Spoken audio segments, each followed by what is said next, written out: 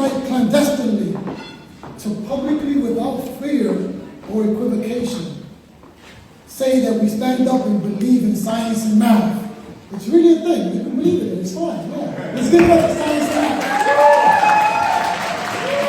This feels like one of those vocations where you clandestinely gather, right? It just has that feeling. But seriously, tonight we're going to be inducting 7 winners into the Sloan Awards for excellence in teaching science and math, which with this prize will make you part of the 1%. Not because of the prize money, I mean 1% of the people eligible for this award. So yeah, I wanted to clear that up now. But we can't think of a more important topic to gather for in 2022 in terms of a celebration of excellence in teaching in our public schools, excellence in teaching around STEM, and excellence in teaching right here in New York City. We can't think of a better way to celebrate. And while New York City is a big city of over 8.5 million people, over 1 million students in our public school system, a lot usually takes up the oxygen in a room. And you would know better than me what can take up oxygen. But a lot of noise happens in New York City on a daily basis, and we don't have time sometimes to pause and really think of what's important and really celebrate what's important. And tonight, we celebrate what we really fundamentally believe is most important in New York City, and that's our teachers. So give it up for the teachers of New York City.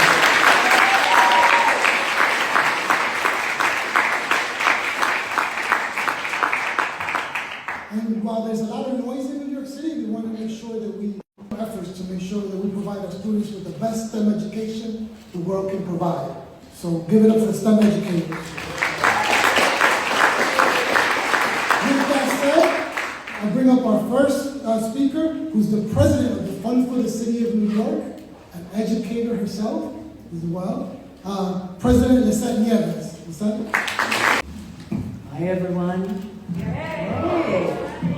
Before I start my remarks, can we just give an extra special thank you to Aldrin Rafael Bonilla?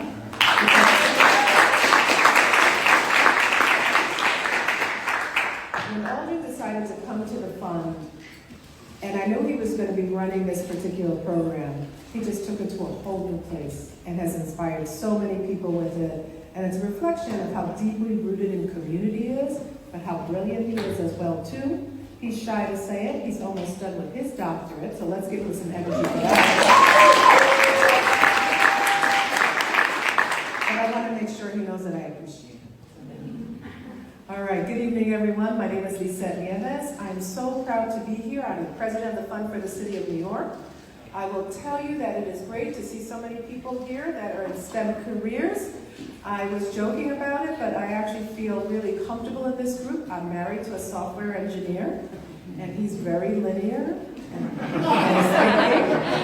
I'm not. But what works about it is just the excitement around how everyday things work, right? This is the beauty of also being married to an engineer and to being close to engineers. And one thing I will say that I think is super exciting about this is I'm also a product of the public school system. I have gone through public school from first grade all the way through my undergrad. And I have to tell you that I know that teachers made a difference in my life.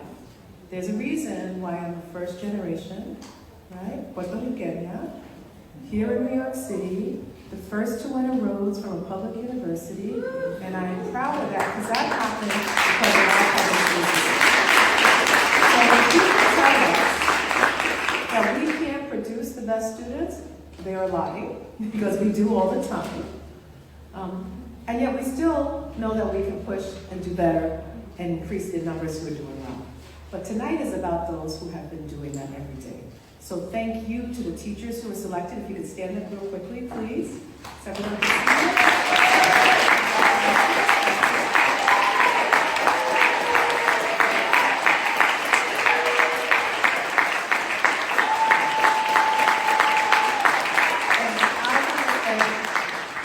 I want to thank the incredible school leadership teams, because a teacher that thrives is because they're in an environment that allows them to thrive.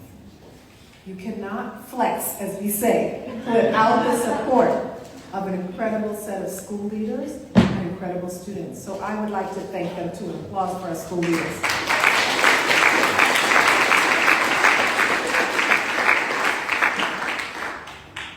I also want to say something to all of the staff at the fund. Thank you all for being here. Everything that happens here is because someone decided to do a little bit more outside of their roles to make it happen. And so I want to thank them. Thank you, fun folks. Gracias. Thank you. Before I transition to our next speaker, I do want to say this one part. And it's to all the people who were part of the nomination and the selection process. Thank you. I don't get to sit and vote. That's really important. Aldrin and I, we do not vote.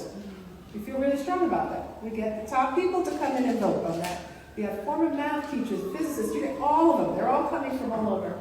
And they unanimously supported who is won today. And I want to thank our selection committee. If you could stand real quickly, please, so everyone can see you.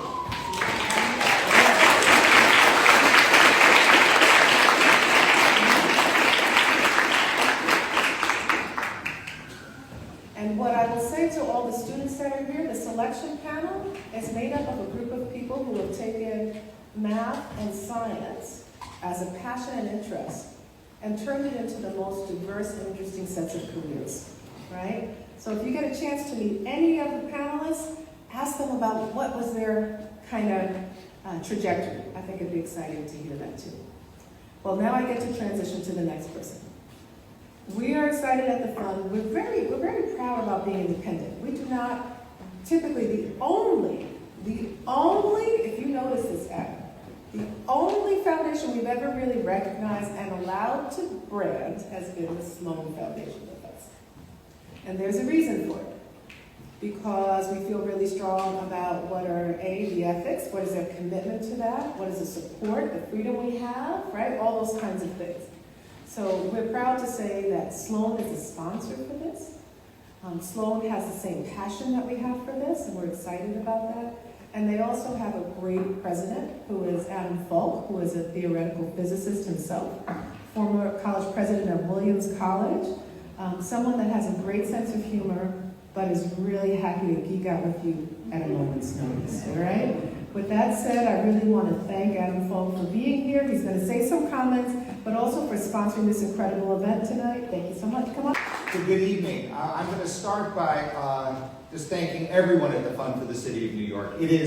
We are deeply grateful to be able to sponsor, and that's all we do is sponsor. All of the hard work is done by the Fund and the Selection Committee, but we are deeply grateful to be able to sponsor these awards. They mean a tremendous amount to all of us at the Sloan Foundation.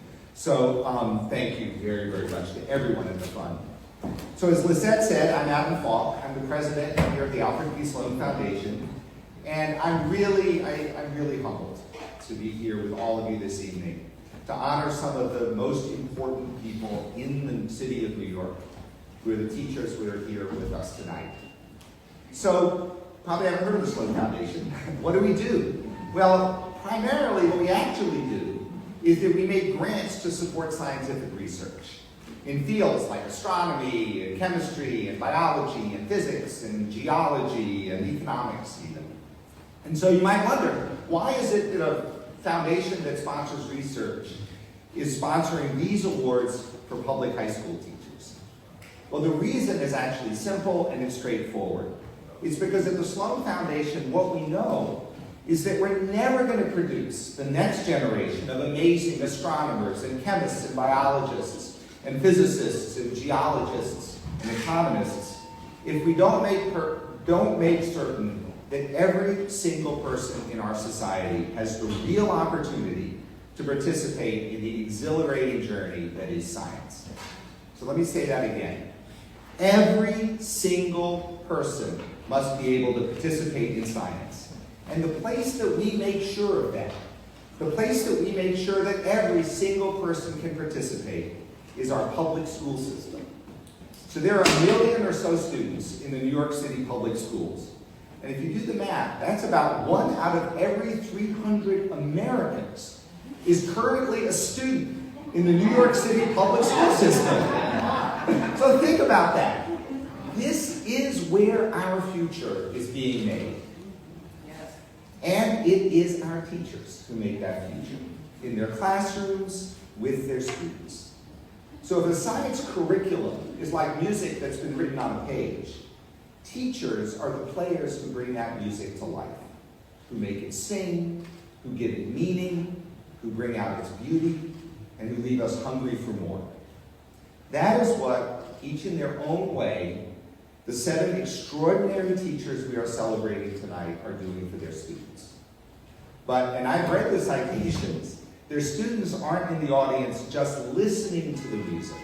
Instead, their students are seeing every day that they can participate in science and participate in discovery, and if they so choose, decide to become scientists themselves. Let me tell you, it's great to become a scientist yourself. Every one of tonight's honorees has had this kind of indelible effect on the students whose lives they have touched. They've helped students to see wholly new possibilities for themselves, for what they can do, and for who they can be. There is no greater gift than that to give a young person. And this is why we honor these extraordinary teachers. And in honoring them, we also must thank and honor thousands of other extraordinary teachers, thousands in the New York City public schools, equally dedicated to their students, just as passionate about education, and absolutely essential to the future of our city and our world. So, congratulations to all of you, from every one of us at the Alfred P. Sloan Foundation, and thank you from the bottom of my heart for the amazing work that you are doing. Good evening, everyone. It truly is a pleasure to be here this evening.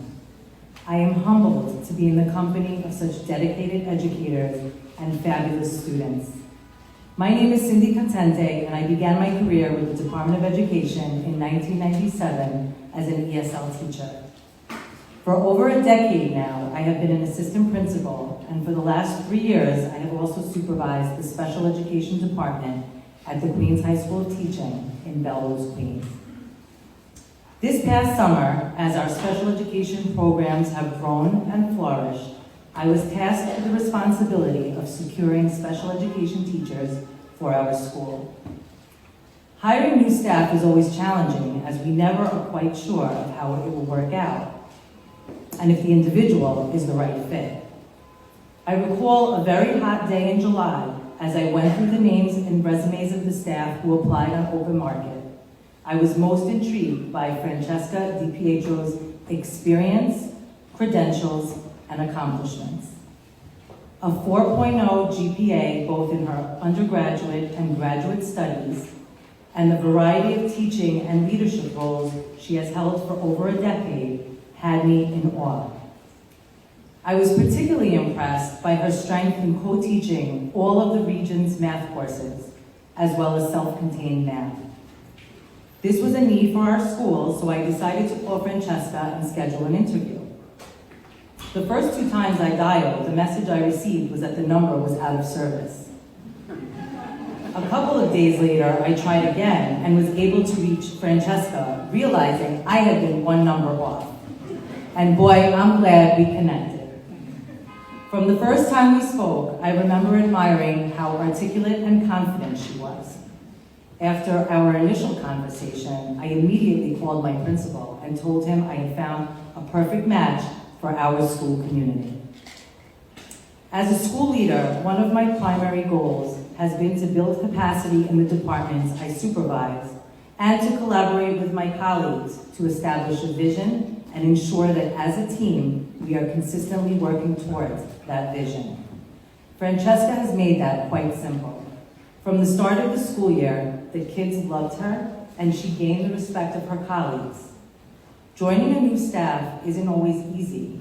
However, her positivity, kindness, willingness to support others, phenomenal teaching, and the warm classroom environment she has established are what the staff and students at the Queens High School of Teaching admire most about Francesca. Observing Francesca's classroom is always a treat. The students are intellectually engaged due to her extensive planning and activities that she tailors to their needs. Any parent would be thrilled to have their child in her class. The love, the dedication, the patience, the passion, and the excitement are palpable. In addition to her highly effective instruction in the classroom, the leadership she has demonstrated outside of the classroom is equally outstanding. Francesca is one of our special education liaisons and has provided invaluable support to her colleagues. She has mentored new teachers, and I've had the pleasure to witness growth of both new and veteran teachers in regards to their teaching skills, writing of individualized education plans, and knowledge of special education systems and policies.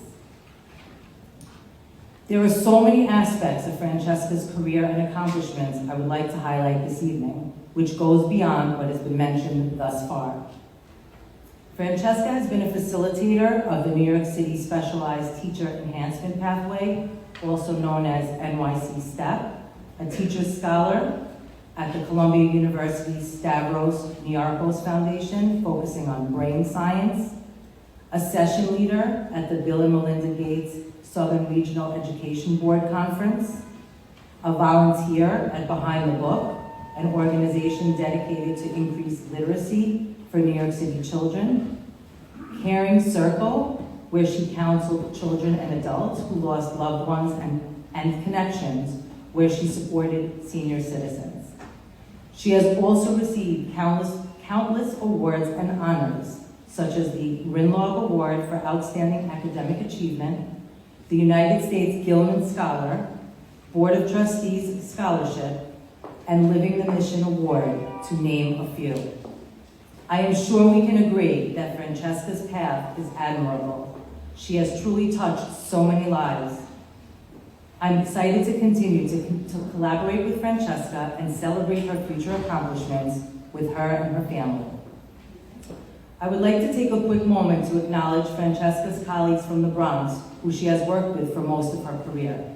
She has always spoken highly of all of you.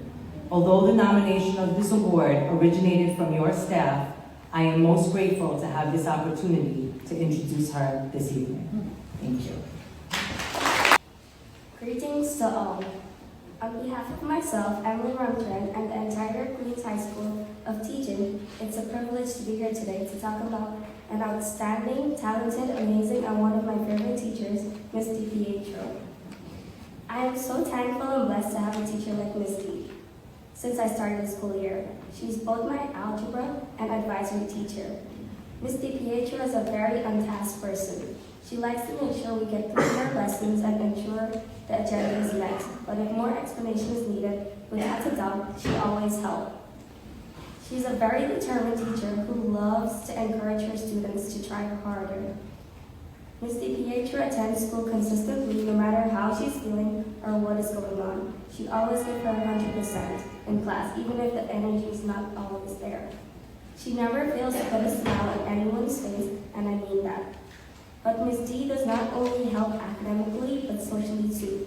In fact, at the beginning of the school year, I was very, very shy. I would never raise my hand to answer the problem or question she was asking, even though I knew the answer. Now I could proudly raise my hand to give an answer, thanks to Ms. D. And in fact, here I am today delivering this introduction.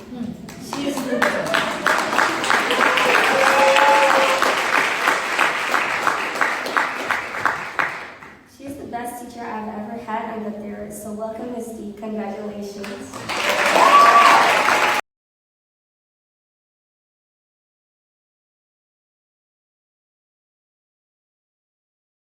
Are you guys ready for a challenge? Yeah. No. You don't sound ready. Let's try it again. Are you ready for a challenge? Yeah. Yes. Okay.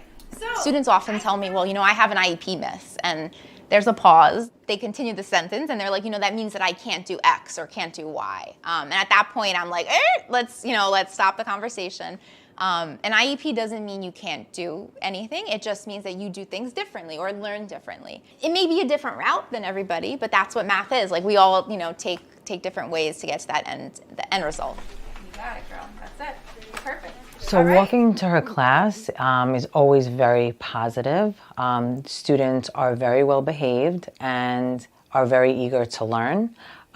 She creates an environment that is conducive to learning through differentiation? So basically differentiation in the classroom, especially in my classroom, all stems from that student's IEP. An IEP is an individualized education plan, and it basically is a guide to how that student learns best, their services, their accommodations, such as testing accommodations, and basically how best to instruct that student. And from there, I also look at, what are other things, their strengths, their weaknesses, and their needs, and learning styles. From there, I take that and I then look at my lesson and I try to connect my lesson to each of those students' needs. So for example, it may be for one student that maybe one student may need a sentence starter in a portion of the lesson because that's what they're working on. They're working on explaining in math. Or maybe another student may need more time or may take more time writing notes. So that student may have scaffolded steps. I recall looking at her lesson plan and thinking to myself, wow, this must have taken a really long time. She includes questions on her lesson plans and has various activities for different students. And you can tell that a lot of thought and planning goes into the lesson. Does someone want to come up and try graphing? Lauren, come up. Go, Lauren, go, Lauren, go, Lauren, go, Lauren. So a lot inspired me to be a teacher. Initially, I had a traumatic brain injury, a concussion, in my freshman year of college. And because of my experiences through that, where I basically had to relearn how to add, how to subtract, how to do all those things, I knew what it was like to not understand, especially because I knew what it was like to understand before. And that frustration that I felt when looking at math problems then, or even reading, I could really connect with students. So as a part of giving back, because I made it through that, I wanted to become an educator, specifically a special education teacher, and even more specifically, a math special education teacher. It's very rare to find someone who is so passionate about teaching and teaching special education in the way that Francesca is. Kalia, since this is about you, can you read Kalia?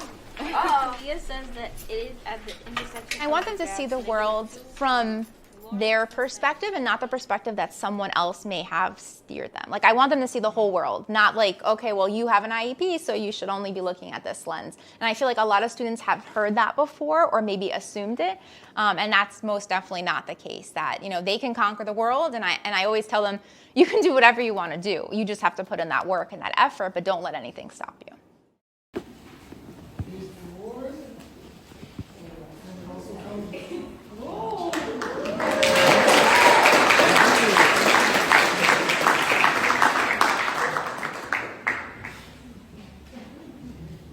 Good evening, and thank you all for being here today. The Fund for the City of New York, Sloan Selection Panel, colleagues, administration, students, parents, friends, and family. Some of you who traveled from near and far, the Bronx, to be here today. Shout out to the Bronx. A special thank you to Ms. Cover for nominating me, for everyone who was interviewed to support my nomination, I know there were many, as well as Ms. Contente and Emily for speaking on my behalf today. I want to sincerely thank my family and friends for their unending support through all these years. As most of you know, behind every devoted educator is an equally devoted family that makes sacrifices for that teacher to do what he or she does best. My parents have supported all my endeavors since I was little. As a teacher, this continued and their support never wavered. My mom and Lino have both been understanding when I, like a type A teacher, would give up weekends to grade, lesson plan, and of course, write IEPs. Mom and Lino, I want to especially thank you for being patient with me, even when I needed to make one more edit at midnight to my lesson plan. To my colleagues and administrators, you inspire me daily by all of your hard work, creativity, and the example you set. And last but certainly not least, thank you to my students and my parents who are not all here, but whom I owe a great amount of gratitude. You always inspire me and push me to do my best for you each and every day, because you come and you do your best. I always joke that my students are like my children, and they are. The other day I had a student who stayed after school to prepare for his quiz despite being utterly exhausted. Like a worried mom, I told him to go home and get some rest, but he insisted that his homework was way more important. And it is those moments that give me life when I see my students doing anything they can to get back. Those are the moments I treasure and the reason I stay up late planning lessons, so that my students can be their best selves. I am humbled and honored to be recognized for doing something that I am passionate about. My passion for teaching began when I was little. According to my parents, I would line my stuffed animals up and teach them using a whiteboard. And I would even give them what today would be called an exit ticket. However, I called it my finale back then. Apparently it was a performance. And although it wouldn't be highly effective according to Charlotte Danielson, it wasn't that bad for 3-year-olds. Despite my toddler teaching stint, I am in awe of this moment because I never imagined this could be possible. About 18 years ago, I suffered a severe concussion that caused me to lose my ability to read, write, and do simple math like addition. At that time, I was told that it was unknown when the fog would lift and when or if I would regain my full abilities. It was devastating, but at the same time, it empowered me. I knew that I was meant to do more, and I didn't want to quit until I at least tried my best.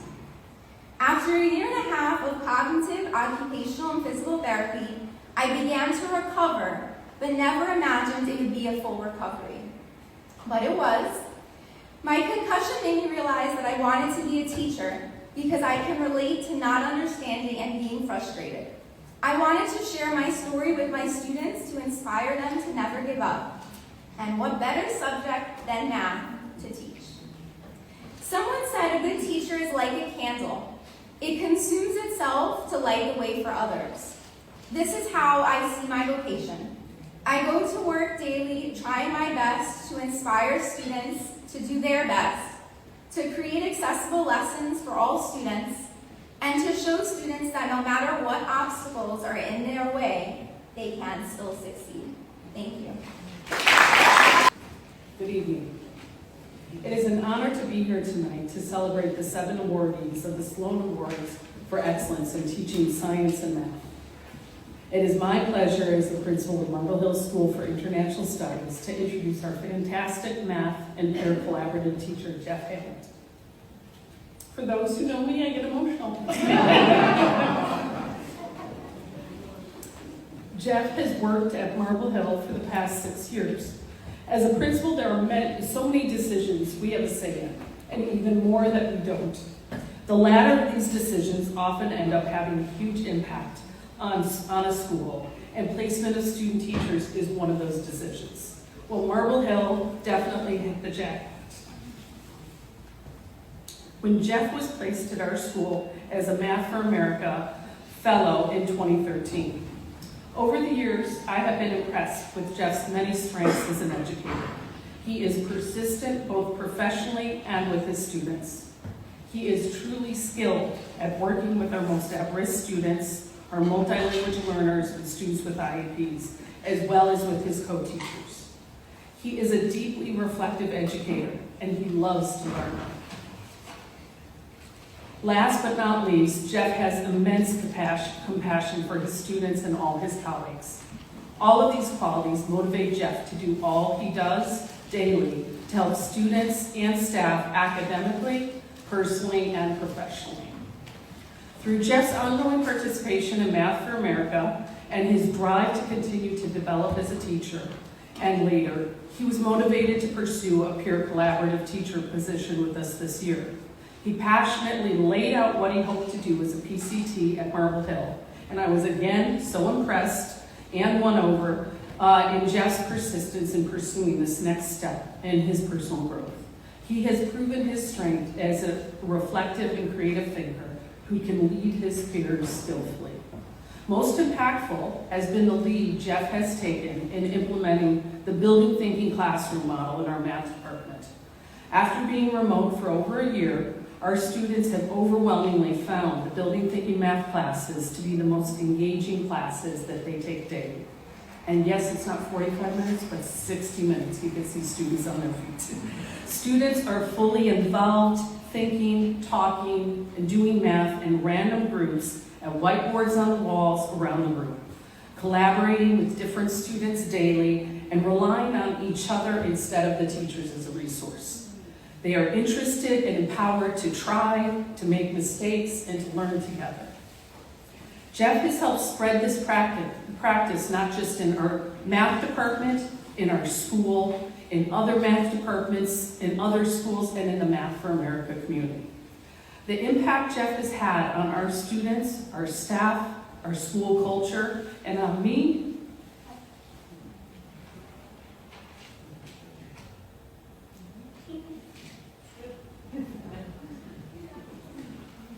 has been immense.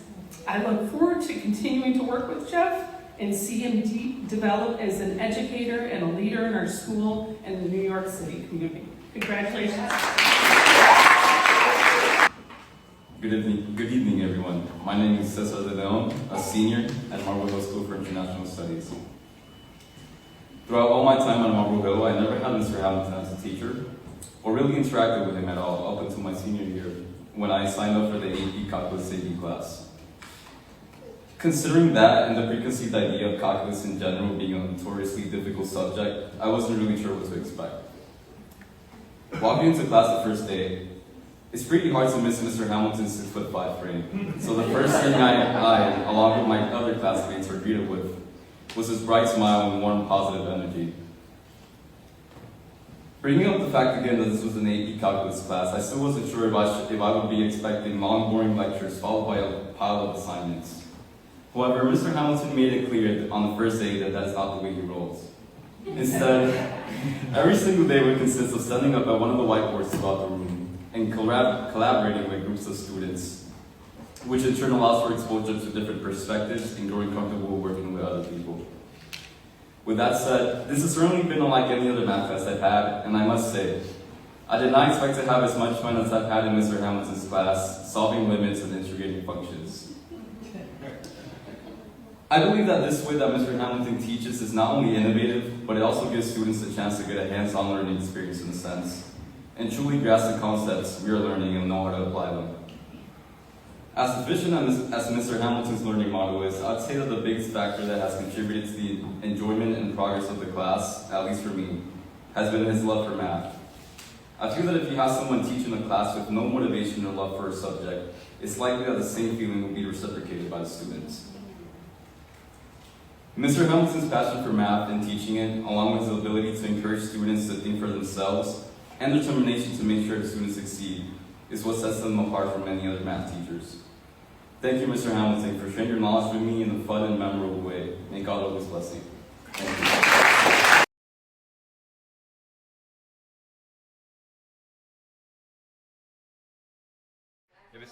you.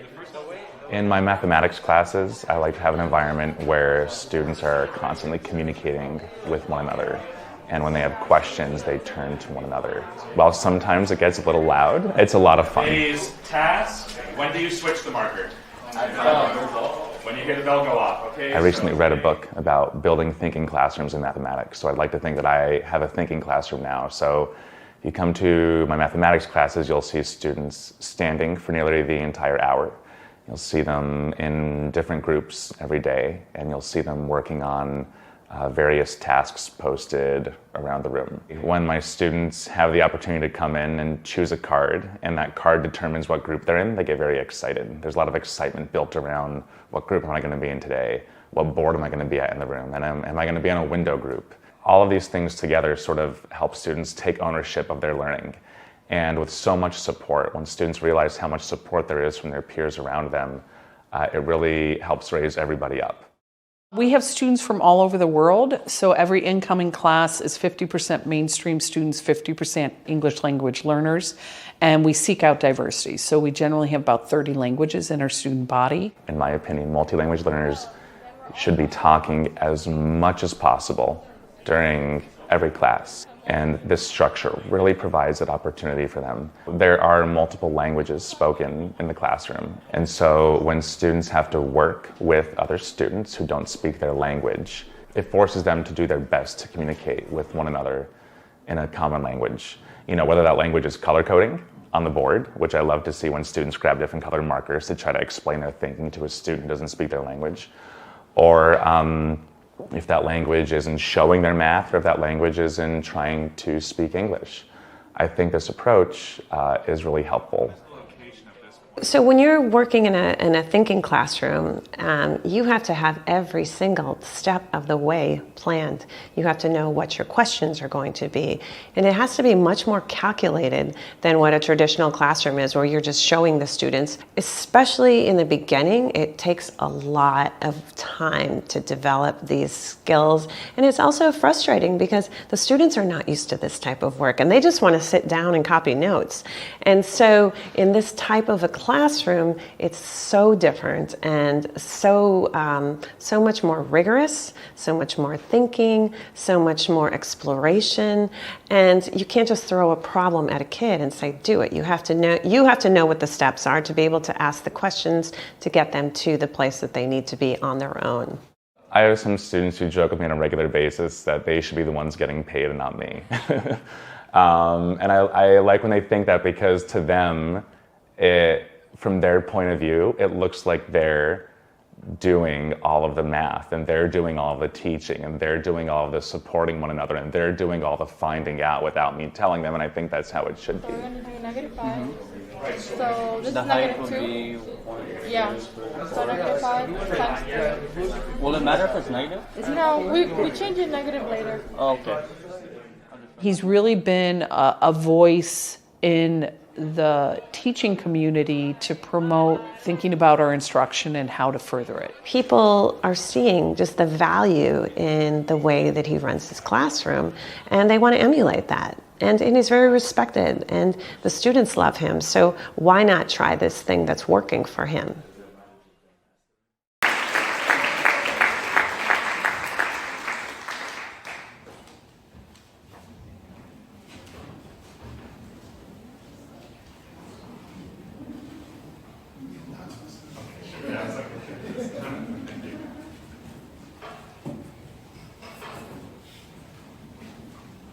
I do have more than one outfit, but yes, this is.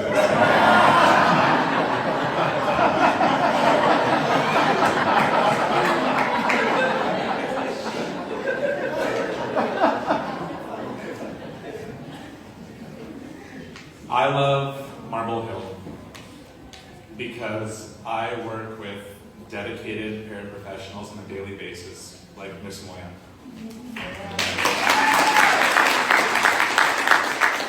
I love my job at Marble Hill because I have collaborative team teachers to work alongside on a daily basis, like Miss Clark and Miss Lyons. I love my job at Marble Hill because I am surrounded by great team members, by colleagues who lift me up on a daily basis before school starts in room 838 with Miss Wilkins, during my prep period, period 2 with Ms. McMurdo, and passing in the hallways with Dr. Cordy. I love my job at Marble Hill because my administration is so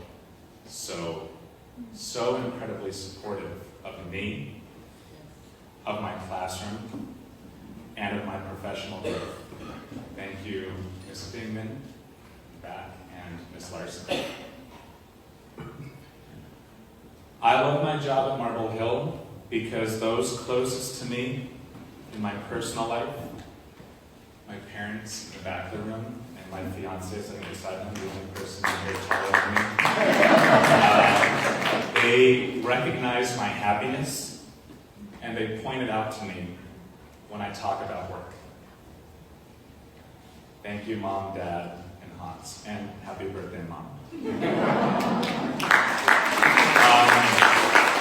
I love my job at Marble Hill because we are in no short supply of outstanding, motivated, unique, gifted students who can truly fly, as Ms. Larson says, when they're given the opportunity to do so. Thank you, Cesar, and every student I've had the pleasure to teach at Marble Hill over the last 6 years. I love my job at Marble Hill because I truly have creative freedom to teach how I believe to be best. And what I and my team teachers and the paraprofessionals in the room with me believe to be best has changed over time. And as you've heard and seen this year, we're seeing heightened engagement during class, heightened student ownership of learning. Students are standing for the hour. They're in random groups every day. They're working on whiteboards around the room. They're cultivating organic conversation with one another about math without me having to even prompt them in any way. Students are taking notes on what they discover, on what they write on their boards, or what their classmates wrote on their boards at the end of the class, not what I or Miss Lyons or Miss Clark might present them during class. Students are problem solving together. But most importantly, the biggest change from this year, from years past, is that there is an immeasurable amount of joy in our mathematics classrooms this year. There's so much joy. And all of this is because of a book a math department colleague suggested last year on whim over Google Chat. And we decided to read it. And we ran with it. And it's taken us amazing places. Thank you to Mr. Garofalo. And thank you to Math for America for creating a community where I was easily able to find teachers reading the same book, working towards similar goals on a similar mission. I'm so grateful to my family for promoting my uniqueness as a young person and now as an adult, for accepting me exactly as I am. Always accepting me. And I'm equally grateful to all of my students, let's say Cesar, to all of my colleagues, many of whom are here, to my administrators, for trusting my creativity and my whimsy in a professional setting. It is because of all of you here with me tonight, and so many more who aren't here, that I go to work and live my life every day, proud to be the teacher and person that I am.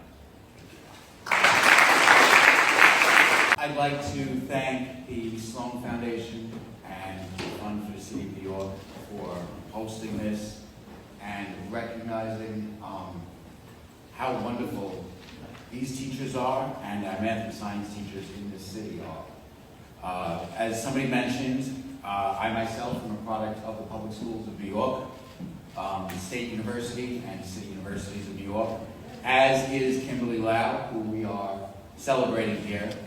Unfortunately, Kimberly will not be with us tonight, but fortunately for her, she's very close to giving birth to her first child. So it's a good reason.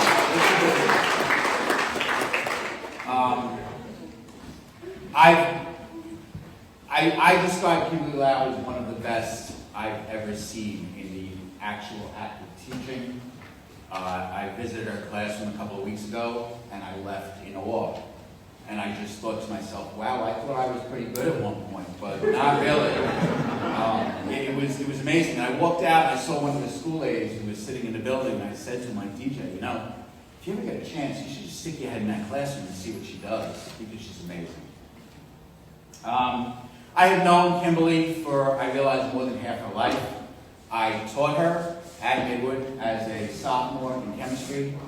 I taught her again in her senior year in an organic chemistry class.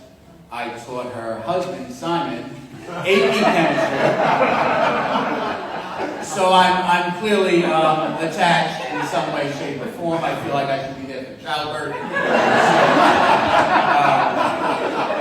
She's Miss Lau, as she's known to her students. She shares knowledge. She's patient.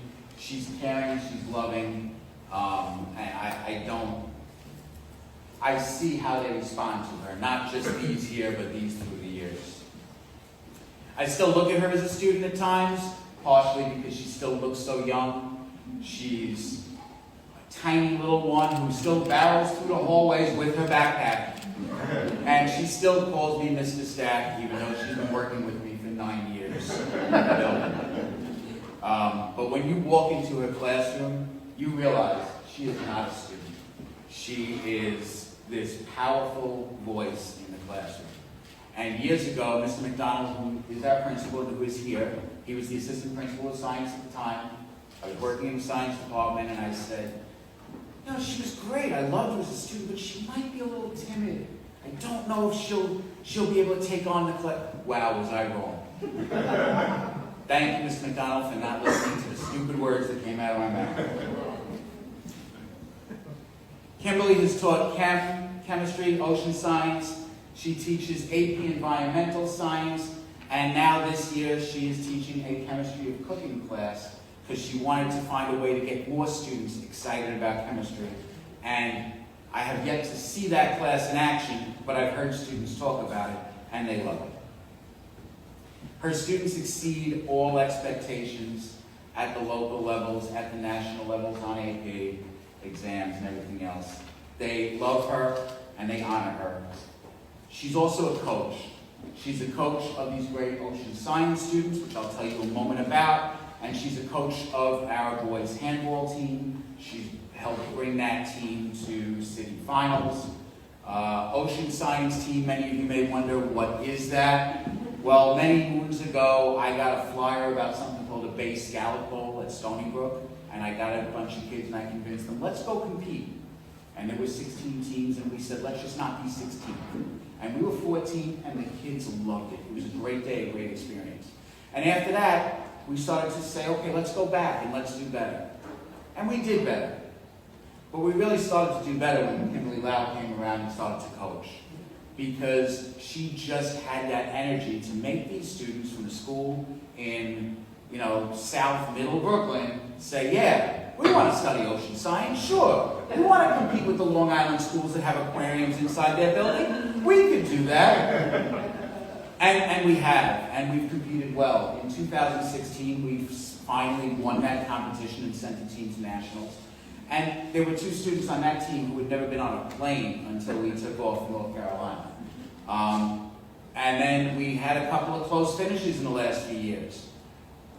And then they're back. And this is part of your 2022 Bay Scallop Bowl winners, National Ocean Science Bowl Student to Compete team, representing basically Greater New York State. There are 25 regions throughout, and no pressure on them now. We'll see how they do.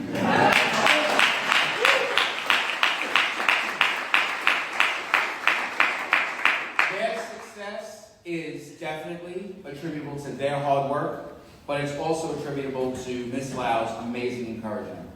She is a Math for America master teacher. She's a New York City Department of Education certified mentor. She's mentored some of our teachers, and wow, we just keep getting more better and better teachers because of her, basically her touch on them. I truly believe that our chemistry department is the best department in our school, and a lot of that is attributable to Ms. Lau, and I won't take away from Mr. McDonald, who used to run it, of course.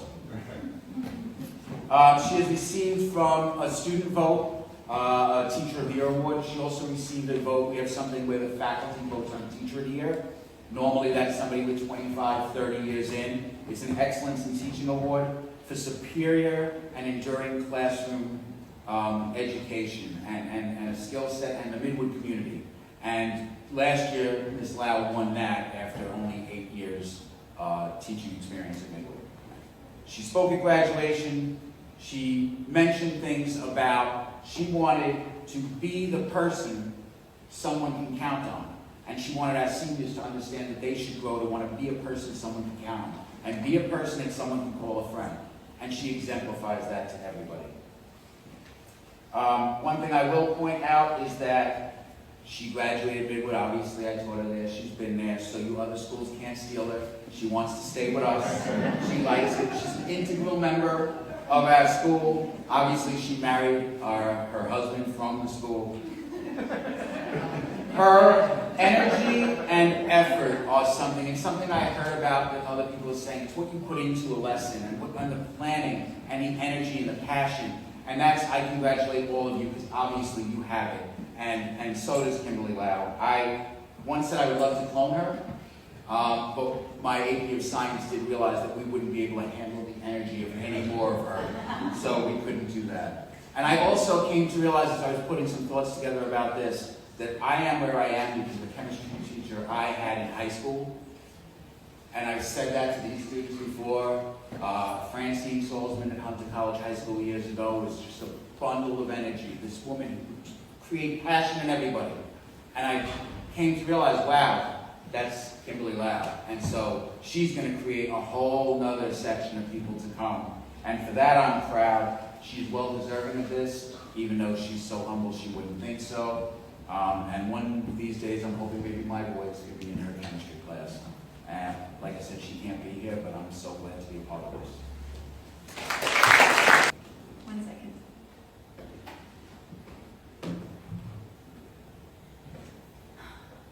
Okay. Teacher-student relationships have long been misrepresented in the media. In a movie, a teacher may fail the story's protagonist, depicting the teacher as a villain who seeks to ruin the protagonist's life, and then they get away with it. The media would be wrong. Teachers aren't villains, they're mentors. And in my experience, the best ones are heroes. I know this because I have my own hero, Ms. Lau. Sophomore year is the year midwood students take chemistry, a subject widely regarded with disdain in my school. I, however, would stroll into the class with ease because I know that the 45 minutes that I spend in class will not be wasted or made boring. Ms. Lau knows how to keep students engaged, even when learning the fundamentals of stoichiometry. Early on into my sophomore year, Ms. Lau had told me to stay after class because she needed to tell me something. My mind raced as what it could be. Had I disappointed her? Had she realized I cheated on something? I don't know. On the contrary, she told me about an intensive class that she taught where she hand-selected students to prepare them to be on teams and compete nationally, ocean science. She told me that my exuberant confidence, quick thinking, and dedication to academics fit the rigorous qualifications that she looked for in a student. Thrilled at an opportunity to join a team, because I am not athletic, learn about the environment, be immersed in a community of like-minded students in the school, and make friends, I joined the class. I've been in the class since, and there's not a day that I don't find myself utterly fascinated with the planet that we call home. There's not been a day when we students don't joke around and fill the room with laughter, and there's not a day when Ms. Lau's enthusiasm for us and the subject fails to brighten our days. Ms. Lau is not the kind of teacher you find in every school. Some would be lucky if they had one in their lifetime. Ms. Lau taught me to be secure in myself, aware of my contributions, and open my mind to the science of the world around me. I learned how to approach a challenge with certainty and strategy. I feel equipped to pursue environmental science and a path to sustainability in any career-driven pursuit because of Ms. Lau's teaching. I aim to make her proud. Something that I've learned from Ms. Lau. I've learned that hard work is rewarded, and there's no excuse for being lazy or simply failing through. These seem like basic lessons, but I never really had the opportunity to learn them for myself until I was rewarded by the seal of approval of what a 100 in her class meant. She is someone that I actively seek approval from the sheer amount of respect that I carry for her. Unparalleled with any teacher I've ever met, I revere the ground she walks on, and I'm sure everyone else in the class knows this and feels the exact same way. Ms. Lau has never faltered in a promise, nor in doing her job or duty to her students. She's the best teacher Midwood will ever have and deserves $1 million raise, minimum. I've also learned simpler lessons, like the fact that you can love a teacher as much as you love your friends, despite the fact that she does not give special treatment whether you love her or not, nor will she ever act without fairness to make something easier, which is why I never want to prove her wrong, or fail her, or make any decision that would alter her perception of me, unless it would be altered in a positive respect. She makes me work a million times harder, not because her work is hard, but because I want her expectations to be right and hope that I can be more than what she wants and make her proud. It is absolutely amazing to be hand-picked by her to be in the class, and whether it's through learning or discourse, it has made my experience completely worth it and unforgettable. And I can never truly agree with any classmate who may say that they hate the school, as there are those students. Because I would be lying, since this class, chemistry, and Miss Lau make my entire time here worth it. So much so that the experiences I don't enjoy, for example, any horrible fight, bad grade, or terrible smell coming from the gym, are okay. They're tolerable. She makes going to Midwood worth it, and then some. A wise man once said, as a society, we should band together and petition for a day in recognition and appreciation for Miss Lau.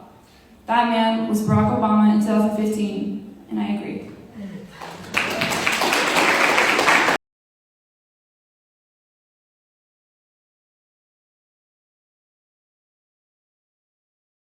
Response to that, which is why, again, there's no one answer for how to stop the problem. Science is tough. What I do believe, though, is that it helps you understand things. Why do we have to keep our mask on? Why do we need to sanitize? Understanding the science behind why, rather than just being told to do something. I do have very, very high expectations. I'm known for being in the school very strict because I have everything outlined from September through June, everything date by date, expectations, due dates, and everything like that. She has the ability, and it's something that you set high expectations for students. And if they were rating on a scale of 1 to 10, easy to hard, where they are, they would rate Miss Lau 9 or 10 every time. Yet if they're rating that teacher on how much they like them from 1 to 10, it's going to be the same. And that's something that's very hard to come by. Challenge the students. Show them that you respect what they're doing and that you want them to succeed and you truly expect them to succeed. And they will succeed and they will love you for it. Kimberly Lau comes in with, I can't even get the words for it, truly a lesson plan that I don't know how anybody has the time in to put together ever. And this is not done for a single lesson. This is what she does for all her lessons. They are detailed to the point that she knows which students are going to be paired up with whom based on the needs of each individual student. These kids, all really good kids, all deserve the chance. How can I best tailor this for them? I switch their seats every 3 to 4 weeks. New partners based on high and low grades. The more they switch their seats also, the more they get to know each other. And that's how I actually get my kids to open up in terms of talking more to me. And there's also certain things you notice about certain students, like they're squinting, can't really see. They might not want to tell you, but they belong more in the front. This one's really shy, but works really well with a certain group of people. So you have to really know your students in terms of knowing them personally, how they talk to me in the beginning of class, after class, even the kids who wave to me in the hallway, they have to be comfortable with me. She gets them to understand she's there for them. They know that if they have an issue, they can talk to her about it. The National Ocean Science Bowl, it's a buzzer competition. 4 kids versus 4 kids from different schools come together and basically challenge the physical, geological, chemical, and biological aspects of oceanography and marine biology. It's basically to spread awareness about the oceans and their condition for the future and kind of preserve that science and knowledge. Mr. Stack actually created the ocean science team to allow kids another outlet to show their academic ability. Having fun with them while doing science was amazing, and that's kind of how I got into it. And then he kind of took a backseat. What she has done with that program is outstanding, way beyond anything I could have ever done. And because of Miss Lau, I've now had the opportunity to see 2 Midwood High School teams advance to nationals. This is all voluntary hours, but when the kids really, really love something, it makes you want to try even more for them because it's like you feed off their energy. This year, the B team placed 3rd. And the A team placed 1st. So we will be representing New York State at nationals in May, which is amazing, and it's so happy for them. All the students know that she was a Midwood student. Her story is just a story of a Midwood student done well. They always want to know about my life, my time at Midwood. Who's still here? I think it does help them relate to me a little bit more. I was once in their shoes.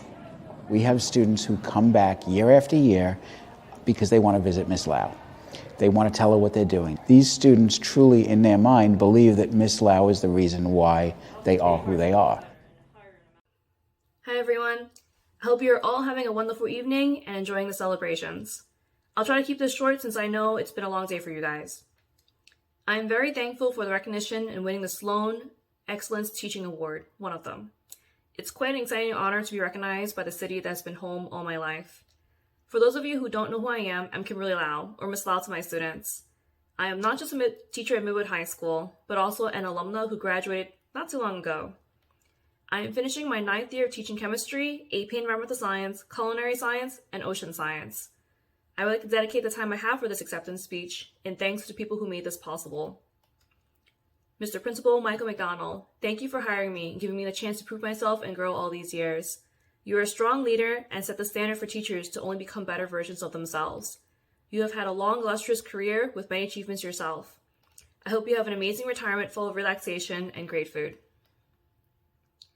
Mr. Stack, Mr. Allen Stack, thank you for inspiring me to be who I am today as a teacher in chemistry. You were the first high school teacher to truly challenge me in science. You made me enjoy learning about chemistry, even though it was a tough subject for me at the time. You're engaging, fun with a lot of sarcasm, and made it very relatable to everyday life. You care so much about what you do and give everything your all. You should know that I have looked up to you for a really long time. I will always try to be better for myself, for you, and be someone that you will be proud of. I hope becoming principal, as you dreamed, will happen because you will only make Midwood a better place. You truly care about the students, and it shows. To my students who are attending my behalf, thank you for keeping me in teaching. There are a lot of turbulent waves, including a few rogue waves, but you are the ones who always bring me back and remind me of why I still love teaching. I want you to know that I'm proud of you, not because you are intelligent students, but because of who you are as sincere people and how the world has hope because of who you already are. To everyone else watching this, these students took both first and third place at the New York State Regional Ocean Science Competition this past February. The A team will be representing all of New York this May at the National Ocean Science Bowl competition that is sponsored by NOAA and NASA. Thank you everyone at the Fund of the City of New York again for this award and recognition. I hope you all have the best evening as you are all in good company. Bye. I'm Kelly Lovett. I'm the Assistant Principal of Biology at Brooklyn Tech. I still remember the first class of Dr. Margarita's that I observed 8 years ago as a new administrator. I walked into her freshman living environment room and wondered why a double-decker hamburger was sitting on the teacher lab bench in full view. Shortly after my arrival, she picked up the burger and chomped down on it. You could hear the crunch of the lettuce as sauce dripped down her hands. Her students quietly giggled. As she ate the messy burger, she elicited the steps of mechanical and chemical digestion from students while she wrote their comments in a graphic organizer. The lesson was so memorable that I recall where I sat in the classroom, what the graphic organizer looked like, and exactly where it was situated on the whiteboard. Imagine the impact this one example lesson had on her students. This is Dr. Margarita's teaching in a nutshell, or shall I say burger. It's deliciously fun, exciting, and engaging. Dr. Margarita is the biology teacher we all wish we had, who has the wall of animals in the back of the room. But as an AP environmental science teacher, instead of cages of mammals as you probably envisioned, it's aquariums filled with colorful fish, shrimp, snails, aquatic systems, dozens of trout that get released as part of a breeding program, a snake named Flair, who has her own Instagram account, and a jungle of plants. She helped convert a stagnant greenhouse on the 8th floor of the school into a fully functional hydroponics lab. And her most recent venture, a display case that had an outdated painting on it, transformed into a green wall. The amount of work, time, and energy that is required for Dr. Margarita to accomplish and sustain all of this requires a depth of passion and commitment found only at a few educators. Dr. Margarita's students participate in hands-on activities daily, with them often acting as scientists. She teaches her students students how to use professional grade lab equipment and EPA standard methods experienced by professionals and instills in them a deep passion for the environment. They test the amount of ozone in and around tech, do a waste audit of the cafeteria, and they get certified to become tree pruners. They act as citizen scientists, collecting leaf phenology data on the trees in Fort Greene Park, logging observations in a notebook, and reporting it to Harvard University. They use candy and spaghetti to design and build structures to withstand earthquakes, and then time how long it takes to break them, if at all, using a shake table. She transformed a cookie-cutter eco-column activity into an ongoing project where students have options in their design and in what organisms they contain.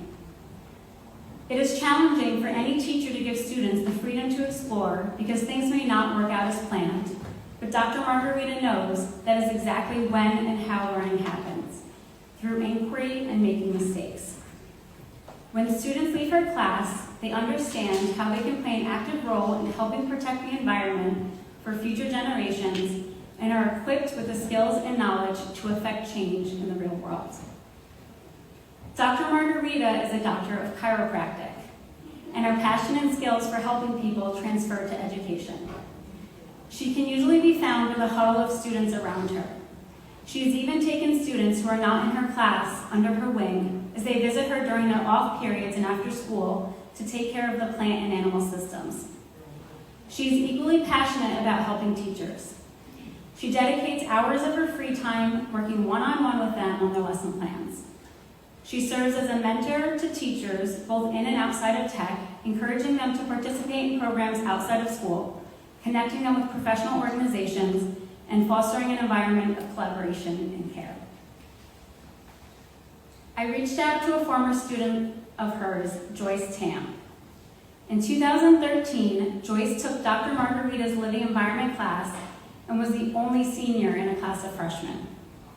She was barely passing her classes, felt out of place in high school, and was unsure about college and her career path. In Joyce's words, after meeting Dr. Margarita, I felt uplifted. She was like a second mother and best friend to me. She inspired me with her hands-on activities and mentored me. She invested her time into finding resources that helped me explore my interests and connected me to opportunities I didn't know existed. Through her guidance, she gave me the skill sets and confidence I needed to succeed. She believed in me. Joyce received her master's in mechanical engineering from MIT. She interned with NASA, and now she lives in California doing research and development for a biotech company. She credits much of her success to Dr. Margarita.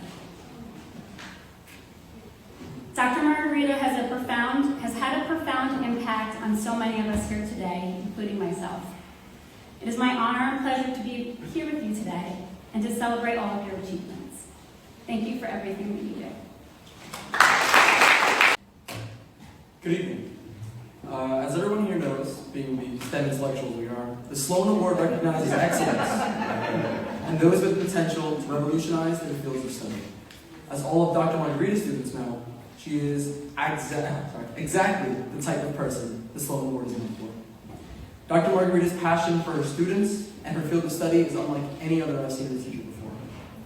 She approaches teaching with a tender maternal heart and an unmistakable love of her job, always going above and beyond to improve and provide the best she possibly can for her students. It is always clear when speaking to her that she wants to see you grow and succeed.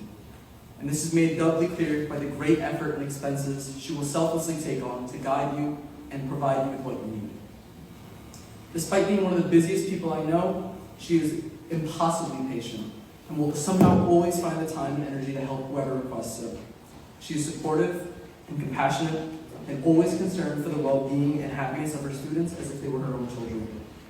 Her incredible passion and dedication to her work and her students is awe-inspiring, and its tremendous ability to inspire cannot be overstated.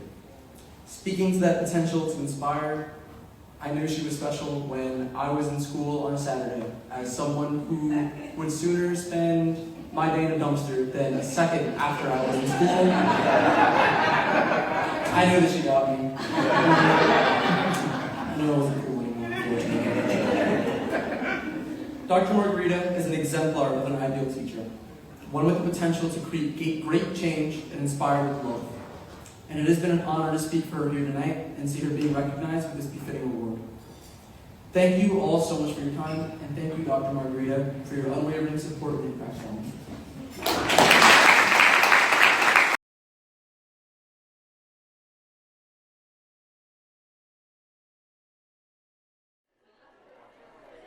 There's so much life going on in there, from the students to the fish to the plants are everywhere. You seem like you're taking a step outside the school and walking into a whole different place. And that whole different place is cultivated by Dr. Margarita.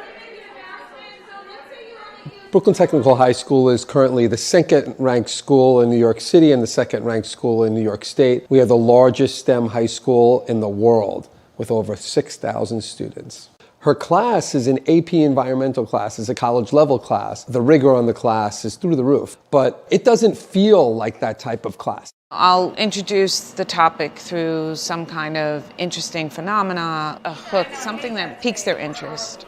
With environmental science, there's so many layers. There's the social aspect of what's going on, the economic, and then the environmental aspect. Today, we were looking at plate boundaries that are typical to find earthquakes. They were each assigned different regions of the world, and they had a different budget according to that location. Each person takes on a different role. We have lead engineer, we have the accountant, the project manager.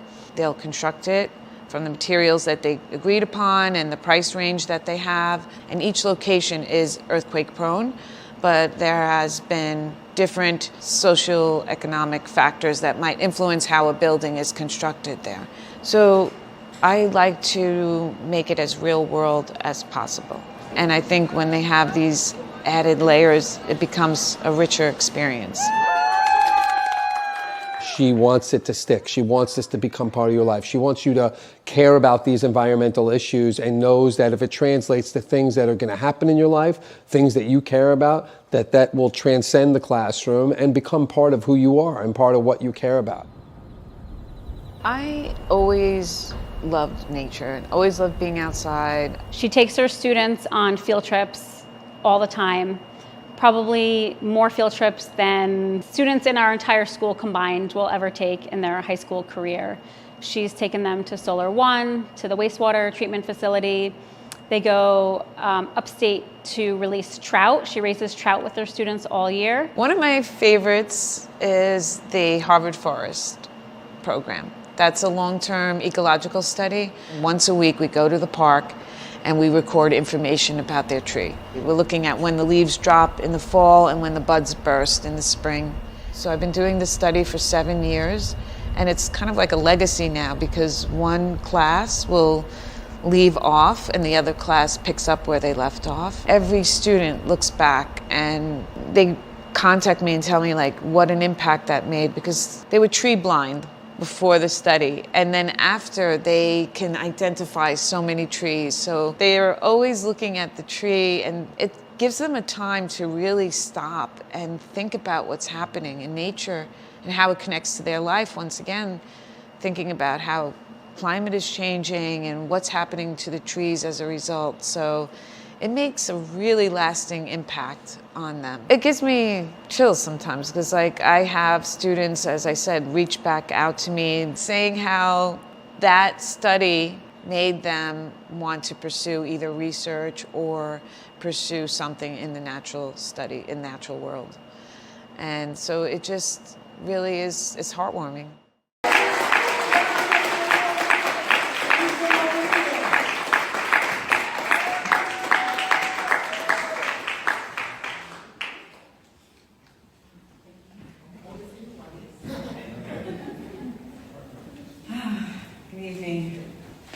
Thank you.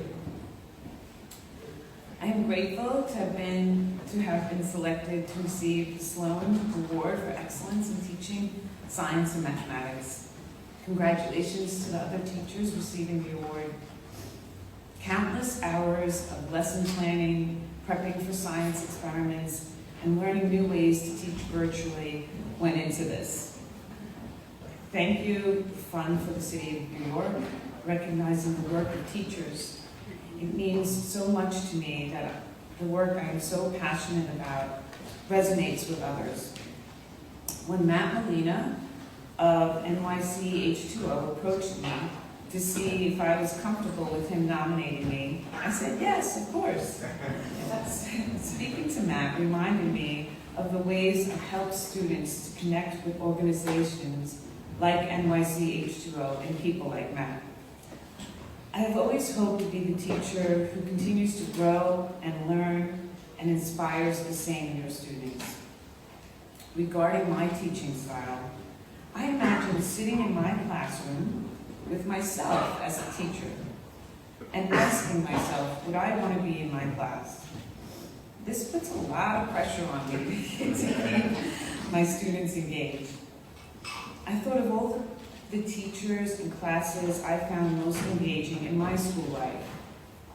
The best teachers accepted me, made me feel safe, and pushed me out of my comfort zone to try new things. Being the best teacher I could be is hard work, and I do not do this alone. I want to thank my sisters, who are my role models and mentors. I thank my husband and children who give me strength and anchor me throughout my teaching journey. I thank teachers before me, the teachers at my side at Tech, and other colleagues who continually collaborate with me so we can grow in this profession together. I want to thank Principal Newman, who continues to support and encourage me. Whenever I ask if I could try something new, he says yes. Yes to going to Harvard Forest for 2 days to work alongside an ecologist with boots on the ground. Yes to becoming an AP reader. Yes to setting up the greenhouse. Yes to building a living wall. Yes to using the building as a lab. And yes to going outside and using the park as an extension of the classroom. I want to thank Assistant Principal Kelly Lovett. I ran these ideas and requests by her before I went to Dave, and she always cheers me on. Kelly joined my classroom countless times. She helped celebrate students fishing for insects in leaf packs. She was there to film proud students who designed the structures to withstand the earthquake shake table, and Kelly would also remind me to breathe. I want to thank Matt Mandry, Tech alumni, who believed in me, mentored me, and nurtured my efforts to bring real-world science to my students. And I especially want to thank my students for energizing me to make things happen and getting excited about exploring science together. Every year, I ask my students to reflect on the time that we have together and what resonates most for them. It boils down to letting them have the time to figure things out for themselves and to keep things fresh. I think back to Adam, the student connected to this award. Adam was timid and introverted, and he did not like going outside. I asked Matt Molina to take a chance on Adam, even though he disliked being outdoors with an agency that was all about being outside. Fast forward 4 years, and Adam wrote a proposal to the New York City legislature to grant the Ridgewood Reservoir historical status, which was approved and was a pivotal change for the agency. I believed in Adam, like I believe in all my students, because others believed in me. Someone once said, teaching is the one profession that creates all other professions. And I want to continue to live up to the Sloan legacy by continuing to inspire my students to explore their dreams. Thank you. So, almost exactly 9 years ago, I got a resume in my inbox from Shonwa, somebody I did not know at the time, a teacher with significant experience in special education and in teaching music and earth science and a background in computer science. I did what any first-year principal would do, completely ignored it. Whoops. That fall, one of our social workers who had worked at a school previously with Shauna came up to me and said, "Ben, what the hell?" So I went back and I found the resume, and I confirmed that I had screwed up. That next spring, going into our second year, the hiring committee did a bit better, and we were successful in bringing Shauna on. I found Catherine, a social worker, in the hallway, and I said, "Catherine, we got her." And she smiled and she said, "Base just got a little bit better." She was totally right. Shauna is many things. She's the kind of teacher who cares deeply for our students, getting to know them well individually, their strengths, their challenges, not just in the classroom, but in their personal lives as well. She's the kind of teacher who cares deeply that her teaching is powerful and engaging and relevant and oriented toward justice. Computer science has a reputation for being dry, for being solely about code, for being the bastion of white men. Shauna's class is none of those things. It's alive and relevant and about the students and their worlds and the ways they can use these tools to improve their communities. Shauna has led our school, our work to move toward a mastery model assessment that privileges student learning over completion of tasks and compliance. She's led the CS team as they've mapped out standards across 4 years and in the development of a model of performance tasks that she's tried out herself in the classroom. Thanks, Glenn. I've known Shauna, my name is Laura Bluffing, sorry. I've known Shauna for about 6 years, and it's a pleasure to be here today to honor and celebrate her in this amazing accomplishment. Many people wanted to be here tonight to honor and celebrate with her, but luckily I am. And before I share my own thoughts, I will share some words from our community. Shauna is a beautiful person, inside and out. And this beauty permeates not only through her teaching, but also the connections with students. Students only speak highly of her and gravitate towards her as they keep her classroom full before school, in between classes, and after school. It's an honor and an inspiration to work with her. Shauna, you inspire me to be a better teacher and colleague. Shauna, you are so deserving and a testament to the kind of educator I want to be. Shauna, your dedication, heart, and sharp eyes stand out. Not many people can bring your special combination of ritmo and maria. You carry it in the hands you use to gesture as you passionately make a point in front of the class. You carry it in the feet you use to make moves like no one else. I see you, Black History Month and Pride Month. You carry it in the heart you share when you notice things others don't and offer a "how are you feeling?" or words of encouragement. You carry it in your beatboxing and golden laugh. Shauna knows that showing up at the school and standing in the classroom is more than just work. It's a calling from the ancestors and a promise to our future. The balm our community needs comes in the form of many self-care kits for staff and a welcoming smile. For the endless nicknames young people give her, Shanu-doo. She knows what she's here for. A Bronx girl who's unapologetically Black and queer. She will not be erased.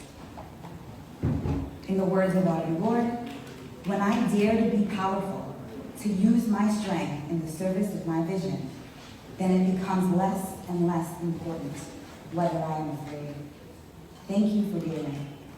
Shauna, please receive the celebration from your community today.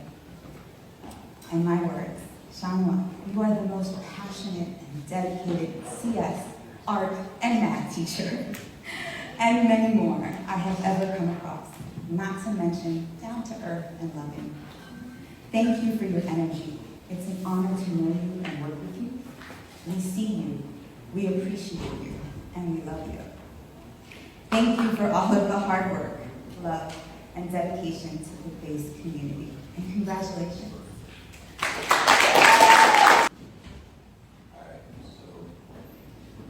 One of the best things I've ever gotten to experience has been computer science. For me, it's a form of self-expression as I get to visualize my thoughts live on an open canvas of possibilities. Computer science in high school is relatively new, and it serves as a major departure from what I've grown accustomed to as a student. You know, such as like writing, reading, sometimes cheating, because you can't cheat anymore, but if you copy somebody else's code, it's not going to work. Yeah. I mean, not like I tried it.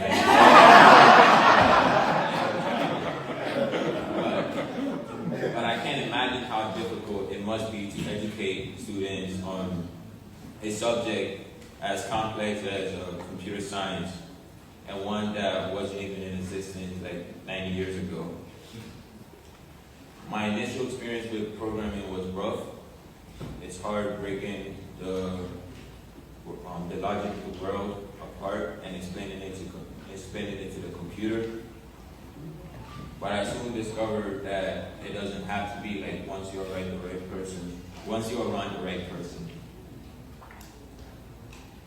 The right person will show you that programming is a whole new world. No longer is my mind confined to the limited parameters of the book. I've gotten to tell stories, design music, and paint pictures without their specified instruments. It is this style of teaching that makes Sean's class memorable. Yeah. It is this style of teaching that makes CS serve as an extension of my human abilities rather than a tool with a similar purpose. Sean's passion for computer science is truly inspirational. For most of us at Bronx Academy for Software Engineering, this is our first interaction with programming. I never thought I'd be spending my teenage years programming applications with mathematics.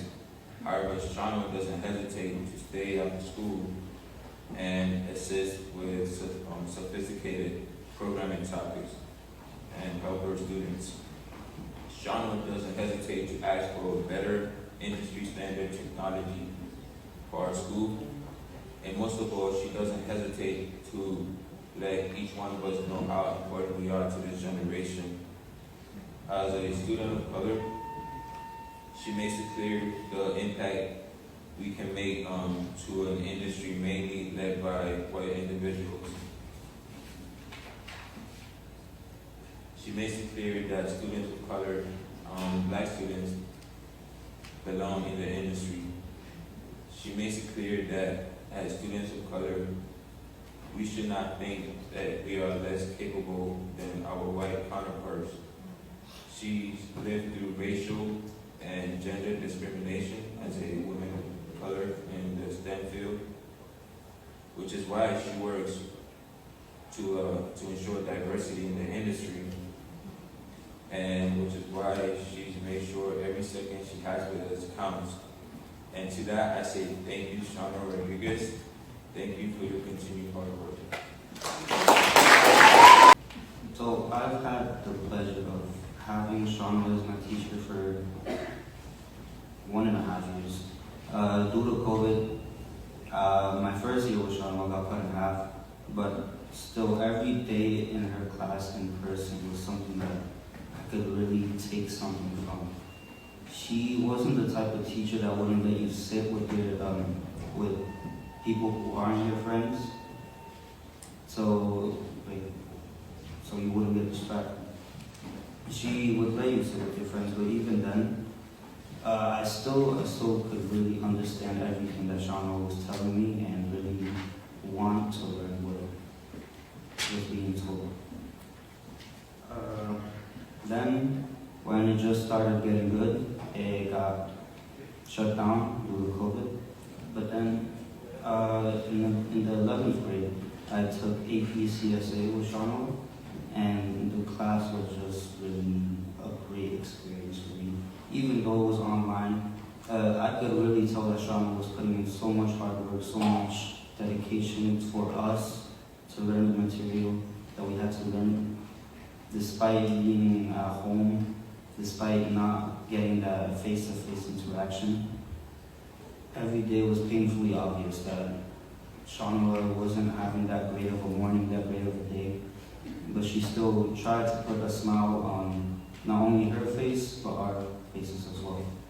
So it's really gonna make me sad to have to leave the base community in 2 months.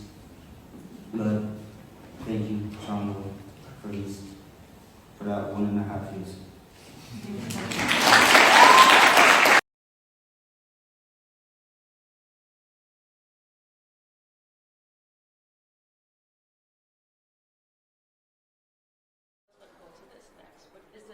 When you do computer science and it's running and it's working, it's like a high. it's really like that euphoria that, and I see that sometimes you see some kids like really struggling and they're like, oh, I got it.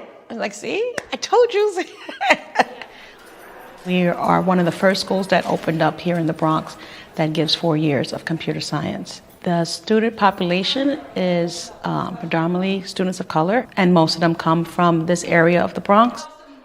Shauna plans her classes around the intersection of real computer science skill building with the really powerful components of student interest and students' own understanding of our culture and our society, and ways that computer science is around problem solving. And so what we see is students using the skills and the language of computer science to address issues that are of real import to us and of real import to them. So they go through problem identifying phase, then they ideate a solution, then they begin to prototype that solution, and they test and collaborate with others to see how it's, to get some feedback on how that's working, and then they finally present it.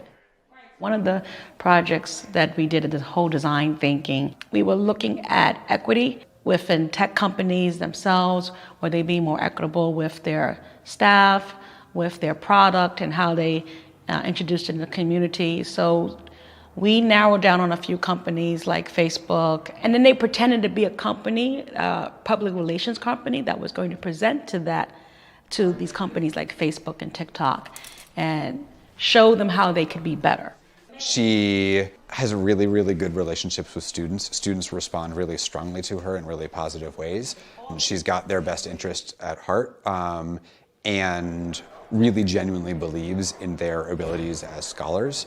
Especially the last 2 years, we saw teachers like Shauna going the extra mile every opportunity, calling students, talking to families, using email, using Discord to check in with students to see how they're doing. Hey, I didn't see you today. What's going on? How can I help? It's been an incredibly hard time, and I'm sure that a lot of our students got through it simply based on their connection with staff like Shauna.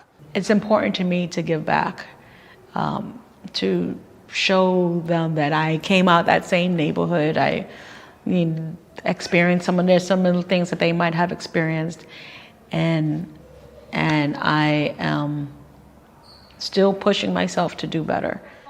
I hope I am a role model, especially for the female identified students. I don't see much of myself in the industry. I haven't really had a chance to work closely and learn from or be mentored by someone who looks like me. So I hope that it encourages them that they have someone to identify with. And I've seen that actually happen even this year, because I had two female identified students that weren't doing well with the Python coding, but now they're doing really well with the design coding. I'm just like, so you thought you wasn't able to do this coding stuff, but it really was just you just needed something more visual. And just to see them going in and not even needing as much help. And I was just like, wow, this is your niche, you found it. It helps me move further in what I do because I'm encouraged by how they learn and grow.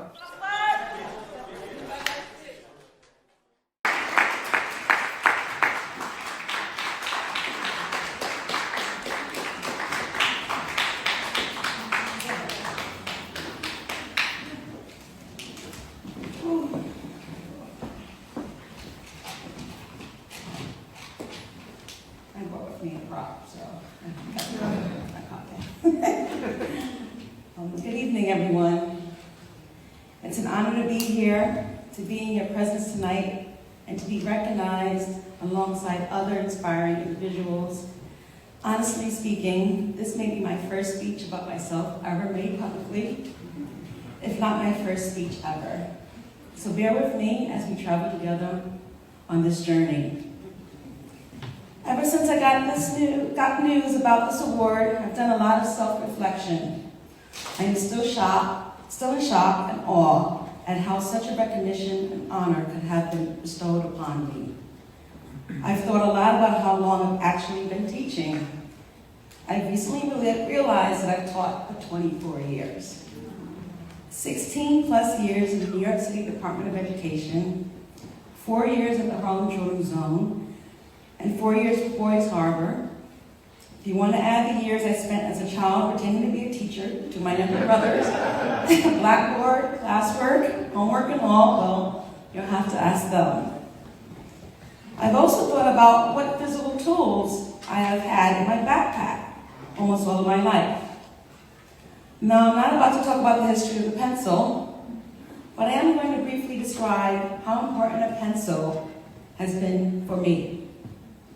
A pencil has been a way for me to be able to create fine art, to take notes, to be able to explore across topographic maps when I studied earth science, to write code from scratch without a computer, and to even tap on a table as a drummer.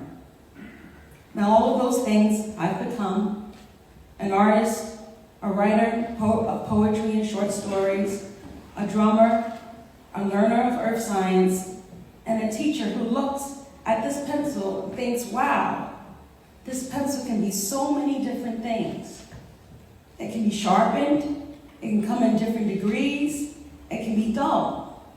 You can take off the eraser and sharpen it on the other side. It can become really small. It can be considered old and yet new. All my life, a pencil was so meaningful to me. It allowed me to do so many things. And as a physical tool, it made me feel limitless. Yet it has taken me a while to realize that it wasn't a pencil that was the tool. It was me. I was the one making a difference, choosing to make a difference in my life and taking my time to learn what I needed to learn to inspire others because I felt the need and desire to give back to my community. I was the tool that was using a pencil or a pen to do those things.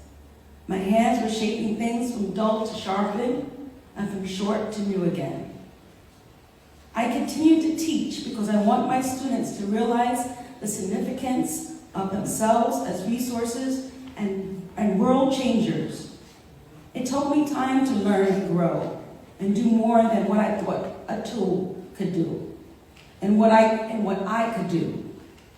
It took encouragement, belief, and also acknowledgement in something higher than myself that is watching over me, and the shakers and movers who are my ancestors to guide me, and the love of my family, friends, and partners, both past and present, to encourage me and love me, so that I may continue to shine and be a guide for others.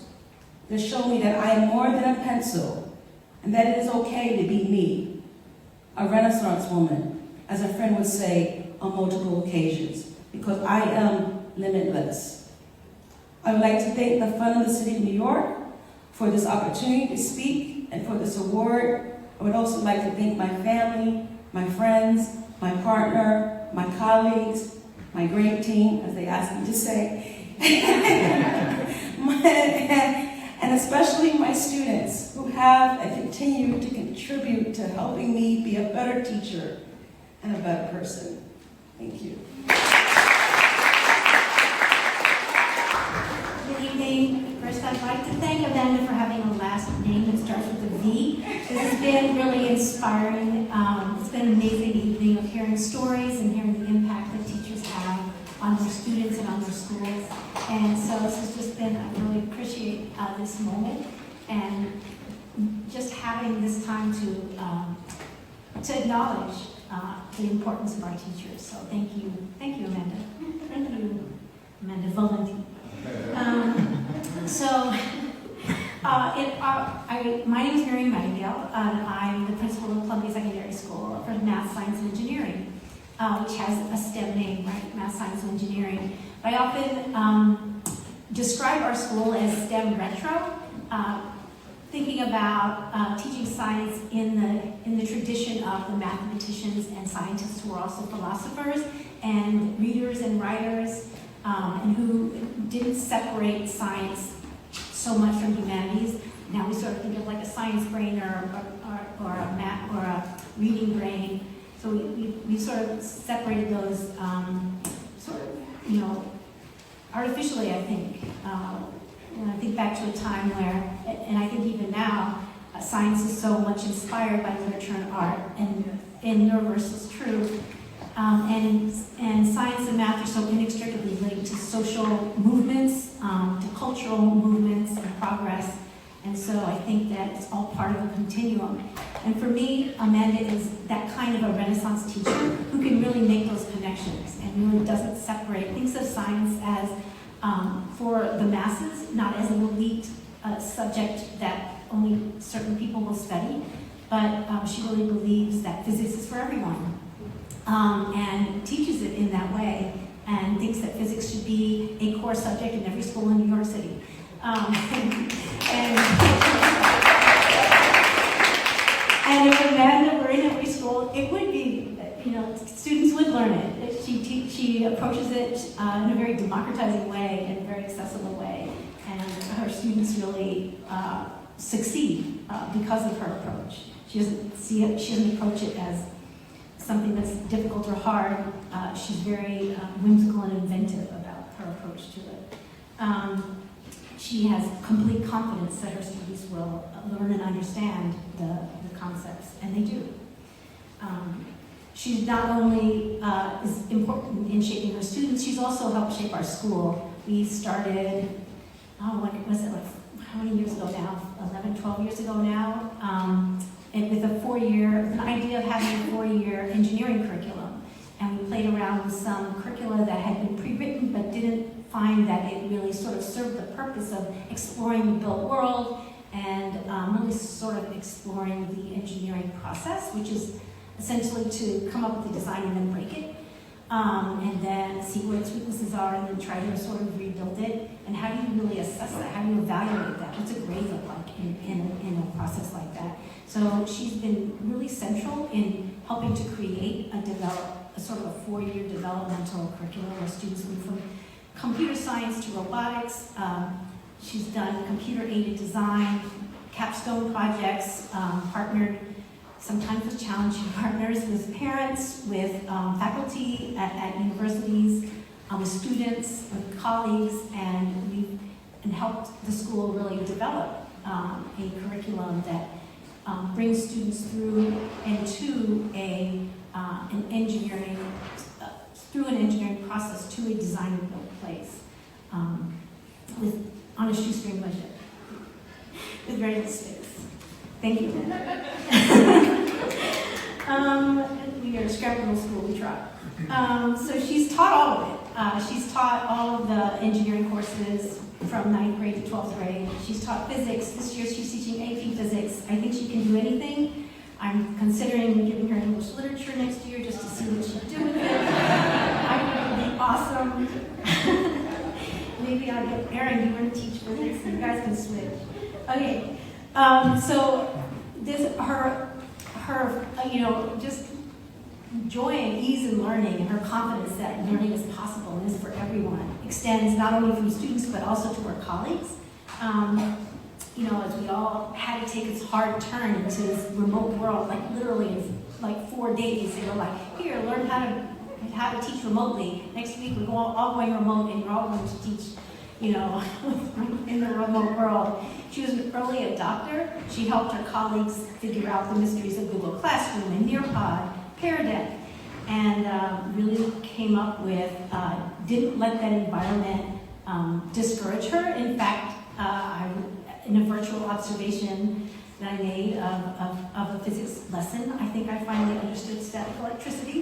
It had animation, it had interactivity. Almost every student participated in this very difficult world where kids were turning off, cameras and sort of retreating into isolation. She brought this idea of charge and balance, and electrons have negative charge, so they want to go to a positive place. Anyway, it was all really exciting, and I think I finally understood it. Don't quiz me. But it was not just about my understanding. The students also, even isolated from each other and isolated from the classroom, were still getting these concepts. She was not only a resource for the students, but also for her colleagues and teachers, as she helped everyone in the school sort of navigate this world. And that's the kind of learner and teacher that Amanda is. She's an amazing teacher, an amazing collaborator, an inveterate doodler, and I always know back at the conference when Amanda's doodling that she's, thinking hard about what we're going to do, and it's going to give me some good things. We're so lucky to have her and in our community, and I'm so happy to celebrate her tonight with all these other teachers. So thank you so much for being part of our I was really worried that I'd be too short for the podium, and I'm glad that I'm not. So, when I first entered Columbia Secondary School for Math, Science, and Engineering, I was eager to meet everyone. And when I say everyone, I mean everyone. Custodians that would sleep after the teachers, the middle school's mess, high schoolers that were only familiar with their grade, and teachers that didn't even teach me. Amongst that group of teachers was Professor Valenti. Now, I don't exactly remember my first interaction with her, but she did give what I consider a happy hello. You know those hellos that make your day because it feels so genuine? That's the type of hello she gave and still gives to me to this day. It's one of my favorite hellos. So from day one, she already managed to make an impact on my life and left a strong impression on me when it came to socializing. Her happy hellos really rubbed off on me. Why? Because now, as a sophomore, I come to her morning class before the bell rings, despite it not being my class, to give a happy hello. I have never felt happier seeing a teacher in the morning. She returns the same energy back, as per usual, and that is something I am grateful for. I have also gotten to know Valenti now that I'm her actual student, and not just a middle schooler running around the halls. I am now a high schooler running around the halls.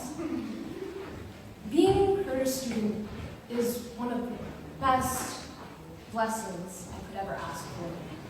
Her ability to teach material in a way that is engaging and interactive leaves me in awe every time. The way she can teach effectively with even the rowdiest students is beyond me. And for the record, it's my class. We're that class. I don't know how you do Valenti, but because some of us are menaces when it comes to lab work. And at the end of the day, she really does pull through with how she teaches all her classes and laughs with every single one of her students. Her smile and laugh are genuinely infectious. Her impact on us is so vast. She keeps us motivated to work and never brings us down. It's why she's such a great teacher. She gives us the confidence as students to work effectively and have confidence in our own abilities. When I do badly on a quiz, she just jokes about it and uplifts me in a way that encourages me to go for the 100 or just improve in general and just never bringing me down. I am so grateful for that. And not only that, but to me personally, it is comforting to see her being a woman in STEM because that's what I strive to be, and that's what I am. And I hope that everyone in this room really appreciates that, because I really do. And because it's just amazing to see it in real time, and her filling that role is inspirational, and look up to her for that and so much more. So, to sum it all up, Professor Valenti is someone who has made such a big impact on my life simply for being who she is. She is a woman of happy hellos, a woman of kind smiles, also a woman of STEM. I hope that even when I graduate, she will still greet me with those infectious smiles and happy hellos despite my inevitable departure in a couple years. Thank you, Professor Valenti, and thank you for everything you have done. Thank you for inspiring and impacting my life in such a positive way. And thank you to everyone in the audience for listening. Have a great evening.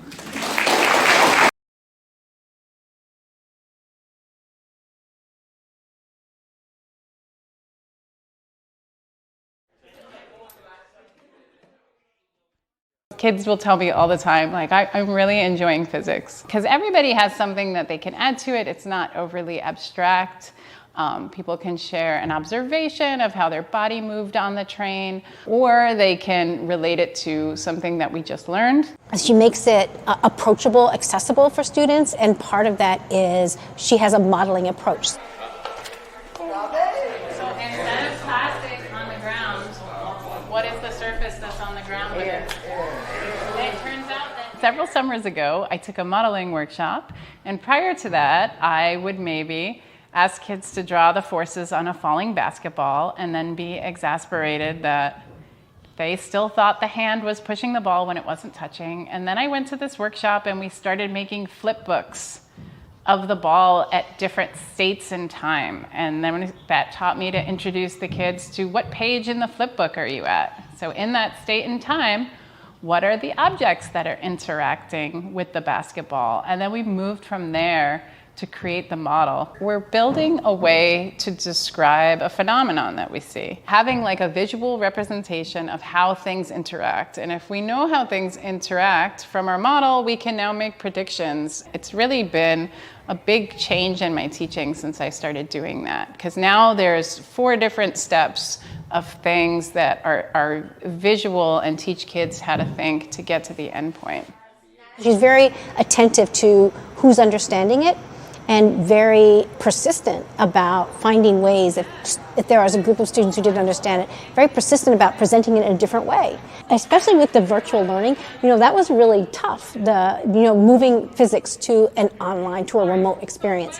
And her experimentation with some of the platforms, the online platforms, she was an early adopter, an early explorer of some of these platforms. Teachers had to sort of go from 0 to 60 in a week in getting up to speed. She was a central person in, here's how you do this. Here's how you can do this in Nearpod. Here's how you can, she would figure something out, and then she would sort of put out guides to the rest of the faculty. All right, ready? Elevator starting.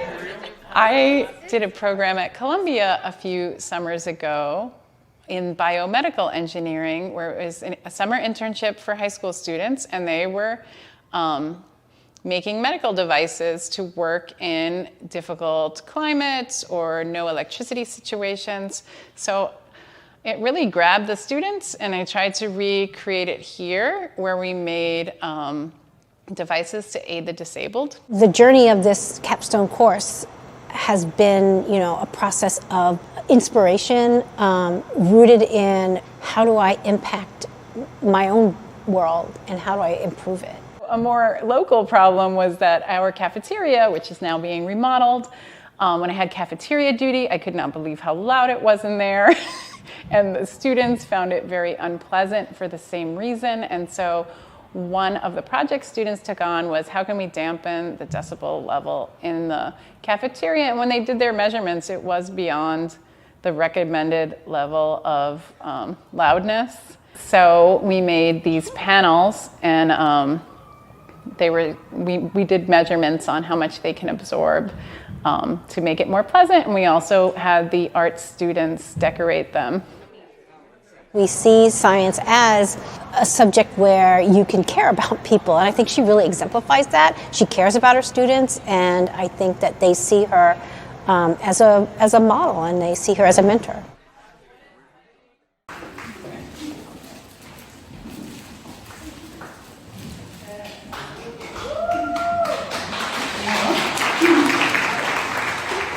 So I was very honored when I found out I won this award, and then I was very horrified when I found out I had to make a speech. Is anyone there with me? I come from a family of New York City teachers. My grandfather aunt, and uncle, and my father, who is here today. Give us a wave. When I was entering college, he sat me down and said, "Whatever you do, don't become a teacher. And definitely not in New York City." So of course, I got my teaching degree, I hightailed to New York City, and I got my first teaching job. I landed at a large high school in Washington Heights under Principal Harris Marmer, who couldn't be here today. And he always told his new teachers, this isn't a job, it's a calling. It will never be boring, and you can never be good enough at it. Words that are very true. He also said, and if it's your first year and you haven't cried yet, you're doing pretty good, kid. The crying would come later.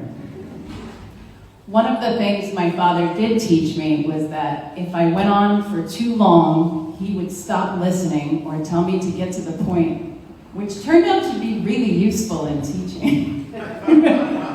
So I will close this out by thanking the fund for this honor, thanking my family and colleagues and students. This job is really easy when you have the colleagues and admin that I have and the students that I have.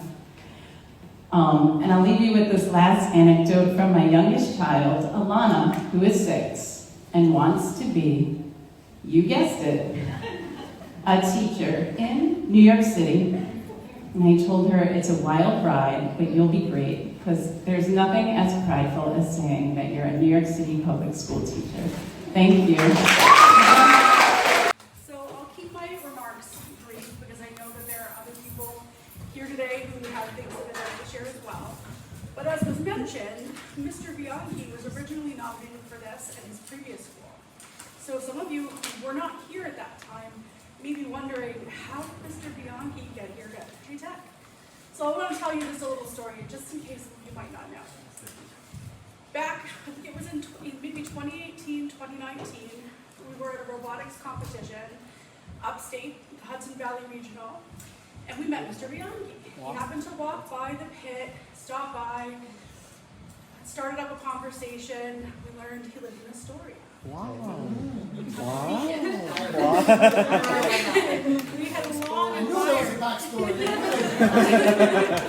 had long admired the work of Harlem Nights, and his reputation preceded him. And I said, why don't you come by the school one day? And our students who were part of the robotics program at the time were like, yes, this is a great idea, get him to come by the school. We're going to convince him, we're going to get Mr. Bianchi down here. So we came by, had a conversation, we set up an interview for him to come in. He had a classroom demo. As our students know, we often involve our students in the hiring process. And he had unanimous hire Mr. Bianchi as feedback. And when we went back to have an interview with some of our staff, one of our staff members at the time was walking by and she said, Mr. Bianchi? And she happened to also be a former student from his school who had not taken a class with him, but she said, oh no, I've heard all about him. Like, you guys should definitely hire Mr. Bianchi. Lo and behold, we were able to lure Mr. Bianchi.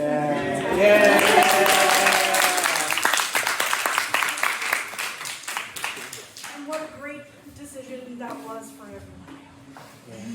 So when Mr. Bianchi first joined us, he helped launch new classes here at Virginia Tech. So many of you know we've been launching new AP coursework, new engineering coursework, with new opportunities. We relaunched our robotics team in that first year, and it went from being only a handful of students to 15 at most to over 65 students. So it tripled the team in that first year. And if you look around the room, you'll see, like, a lot of you were new to robotics because of Mr. Bianchi for our students and for our staff. So we introduced new structures that enabled more students to participate in a variety of different capacities, more staff to participate in a variety of capacities. We planned our first overnight trip.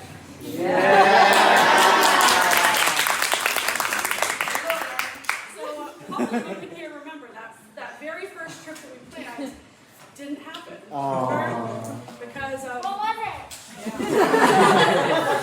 Because of the pandemic. And it was coincided with that time when the school shut down. We were disappointed, robotics kept on online. We had students winning awards online. People were still meeting on Zoom, keeping the spirit alive. And then it was this year that we actually went on our first overnight trip for the whole school, going from 0 overnight trips ever to an 8-day.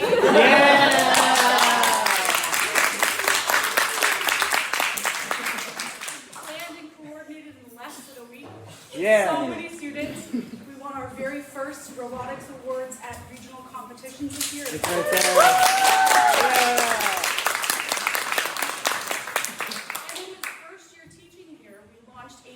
Science A. And in that year, we were recognized by the College Board for having significantly increased the representation of female students for both that course and AP Computer Science principles. So we really thank you for that. So Mr. Bianchi's had a hand in so many things shaping the programming of our school, and as we continue to reopen and evolve, many of you may not know what a big hand he had in reopening.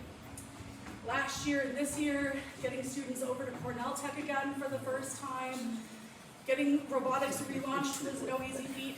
Getting the school reopened was no easy feat.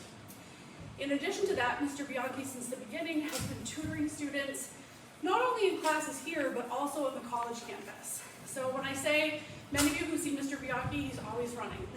Raise your hand if you've seen Mr. Bianchi running at least once today. He's always running back and forth between here and the campus. During the pandemic, when schools were closed, there were students who I knew had finals coming up at the college campus, and I was reaching out, and they said, don't worry about it. Mr. Bianchi met with us last night. I said, what are you talking about? 9, 10, 11 o'clock at night, Mr. Bianchi's on Zoom. So anytime anybody needed help, he was there. When students have been applying for jobs, he's been there, helping them study for placement exams. He's been a driving force in our school community in the very short time that he's been here.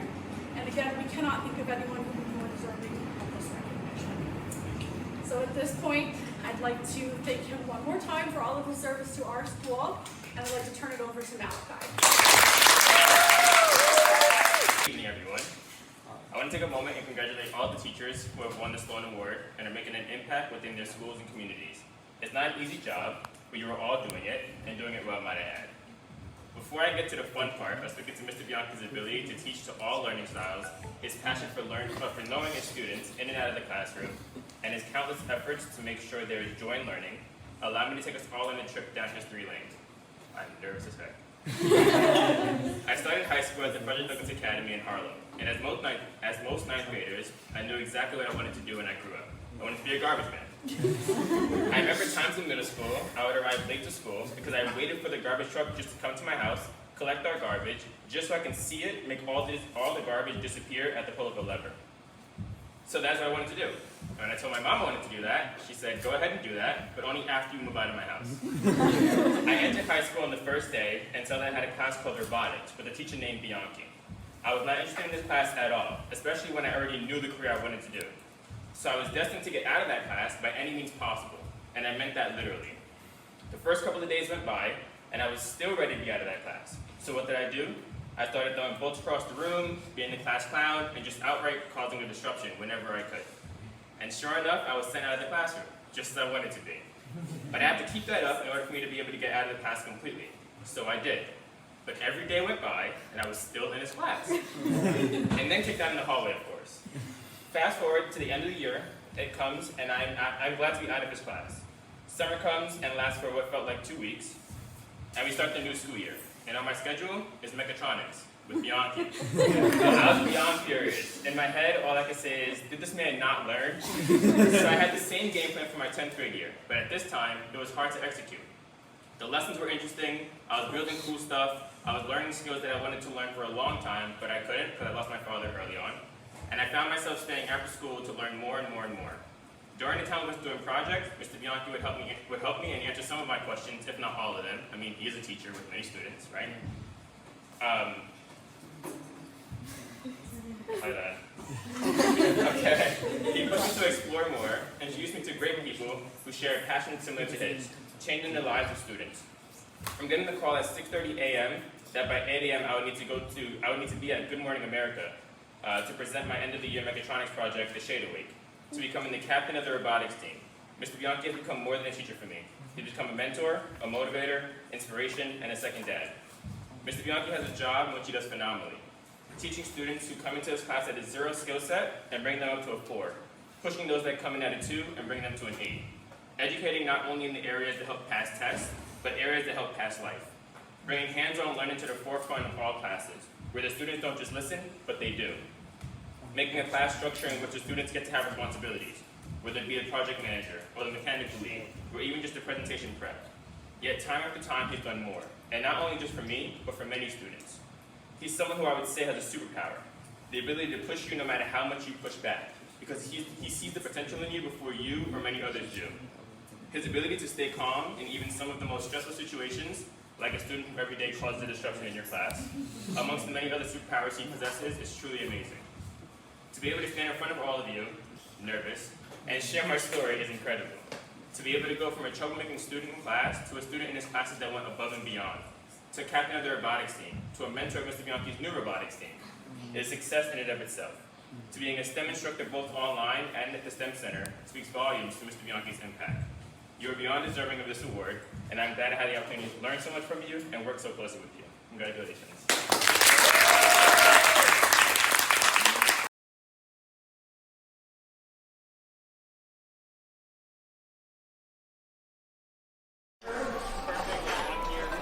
I love making things. I think it's so cool that you can think of something in your head and design it and it comes to life. But as a teacher, I feel like I get those experiences as well. I love when I'm able to make something happen in real life and you feel so proud of what you've accomplished. And then it's like double that when a kid you helped get that feeling as well. When I think about Joel, he really lives in the world of yes and in the world of possibility. And no matter the different challenge or roadblock that we've encountered over the past few years that he's been with us, especially during the pandemic, he's the kind of person who consistently is looking for different ways to bring students new opportunities in STEM, to help them see themselves in really rigorous STEM fields in which they may have never envisioned a possibility for themselves. We have a big deficiency in our country, not enough students doing it. Particularly, not enough students of color, not enough women getting into it. So how do we create experiences on the high school level where a student can say, oh yeah, engineering, that's for me. I want to do that, I want to pursue that. But a lot of it, I think, is just inspiration. They don't want to do it, they don't think it's fun, they don't think it's exciting. So how can we take STEM and make it fun and exciting? In my engineering class, I try to make it very hands-on. So your learning theory, it's rigorous, but you have to make it do something. You have to take a pumpkin and cut it up, and instead of a regular pumpkin at Halloween, you have a pumpkin that's talking to someone or shining lights when they walk by. It's not unusual to, at the end of the day, see a robot driving down the hallway, or to have students engage in a really heated argument about a different apparatus or a different design element that they've been working on. Very recently I went into his class and there were wild cheers coming from the room and there was a robot battle happening. And robots that they'd been working on for weeks were battling it out. My goal at some point in the year, and the sooner the better, is that the classroom is a place for the kids to ask me more questions than I'm asking them. Can I get to the point where they're doing research on something because they want to solve a problem and not because they're trying to get a grade? He's really great about building the independent thinking and learning habits for students and the culture around. Sometimes we have to design and prototype and test and scrap things, and we might have to spend so many hours, and we're not going to get frustrated about it because in engineering that happens. Sometimes we have to go back to the drawing board. And you really see that especially with our students in the senior advanced engineering senior course and in AP computer science.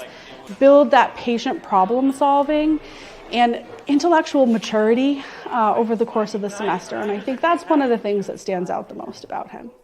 When I got to Frederick Douglass Academy, they had just started a robotics team. The kids were like, Mr. Bianchi, we're going to build a robot? I was like, I don't know. I was like, we don't have a coach. It's like, you're the coach. So we had a lot of rough years where I didn't know what I was doing. But I feel like part of engineering is problem solving. And you learn. And every year you learn a new skill. Okay, let's learn about electrical. Let's learn about mechanical. How do you design arms that do that? Oh, code. We need to put code in our robot. Let's start learning how to do that. What I love about FIRST Robotics is the greatest award isn't about even winning with your robot. It's called the Chairman's Award, where you're recognized for how you promote within your own school and outside of your school opportunities for others. Our team won the Chairman's Award twice. There was a moment when our team would go to a competition and our kids would feel confident enough to not work on our robot during competition, but go around to the pits for other teams and help them. And I feel like that was like the goals. I think when a kid can reach that point, then they've really mastered what they're doing and they're gonna make a big impact whatever they might do. I am more than honored and blown away by the love and support and recognition. I am just very grateful for each and every one of you here, if you're watching on video. I love teaching and I love the opportunity, and it's so cool when you're recognized for the work you do, and it's just, it's very humbling right now. I have something written on this paper. There's a lot of people to thank because I don't think you get anywhere in life without a lot of support of others. And just first of all, thank you to Sloan Awards. Thank you, Adrian, Jennifer, Kitty Barnes, who interviewed me. I really appreciate the opportunity and the recognition as well. So I wanted to share, I have a list, and I would talk about some of the things. I was thinking what to say and thinking about what are the, I can't name everything because life is complex, but what are some of the things in life that have really had really deep impacts on me becoming a teacher and teaching.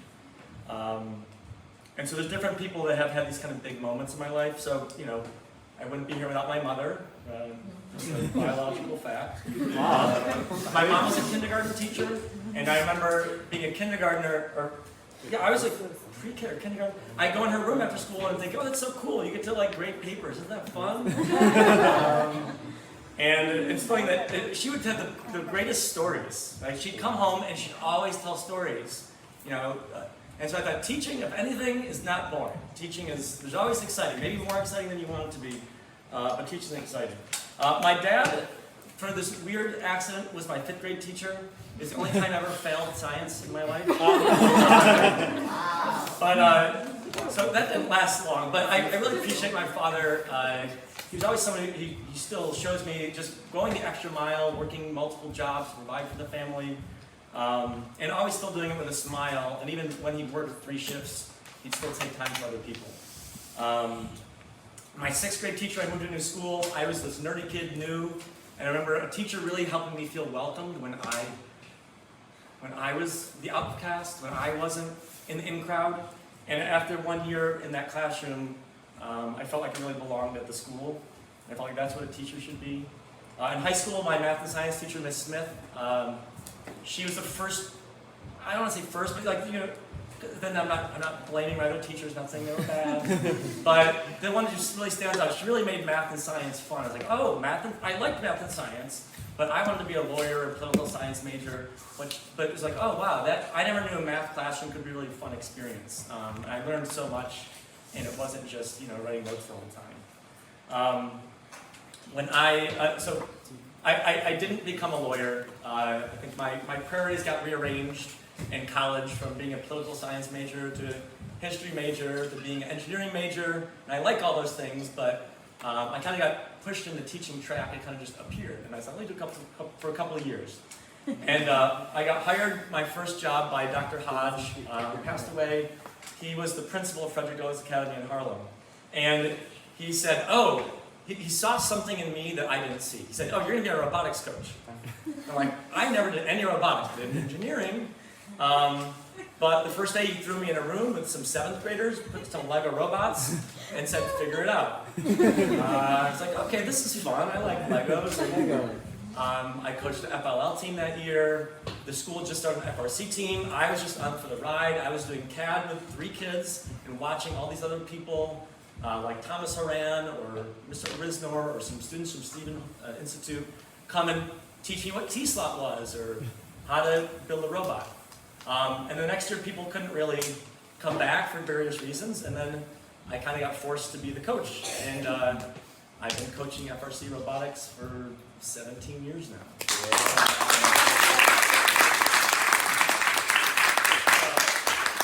First robotics as an institution really has made a big difference to me, but because they promote not just winning, but about how you serve others. And I really appreciate that about that throughout the years. In my first year teaching, there was a teacher down the hallway, the calculus teacher, Mr. Nixon, and he was so confident, and he sat me down every lunch, and I was new, I don't know what's going on. I have people like Malachi in my room causing all kinds of chaos. And he's like, you gotta put the desks in order, you gotta do this. He would sit with me, he would eat with me, and he was like 20 years older than me. He would pray with me during my lunch period. It really felt me feel like I could do this. And so I owe a lot to him. There was another assistant principal who was a dean, and whenever I struggled with students, Mrs. Bramble, and she would help me see that every student I see, whether I like teaching them or I don't like teaching them, but if I believe that every student that I see is made in the image of God, then I can't look down on them. I can't just dismiss them. I can't just throw them in the hallway and say, get rid of them. I can go talk to them privately, but I need to I'm not allowed to give up on anyone because we're all have inherent value. I looked at people like Mr. Roebuck, and after several years of teaching, I wanted to create a new course and go further. I didn't know much about electronics, and so all of a sudden I'm at a meeting with Chelsea, and hey, what's an Arduino? And he teaches me what Arduino was. The next year we start a class, it turns into a mechatronics class, and all of a sudden a whole new chapter of my career has started. So much of kind of the innovation, I think, in my curriculum has come in partnerships with Chelsea, and even to this day, so I'm really indebted to that. The pumpkin hacking started with that right there. I've had a lot of supportive administrators, including Mr. Joseph Gates or my assistant principal, Mr. Cusinelli, throughout the years who've been amazing, or people from NYC First, like Pat Daly, who helped me get started and feel like FIRST robotics is something that I can actually do, and it can seem so overwhelming. What to do, how you pay for it, what's going on. E-Tech has been amazing with our principal and Sarah. Like we really had a great system, but in those first few years,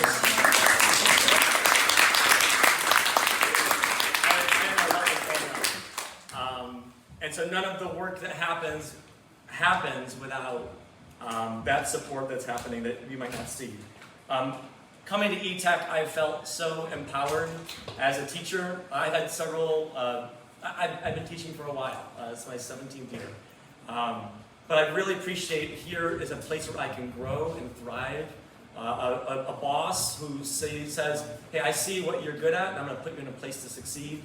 And so I really appreciated that, and having the freedom to be able to collaborate and innovate with the school and do that. And that doesn't happen, it doesn't happen everywhere. And so I'm really grateful that my privilege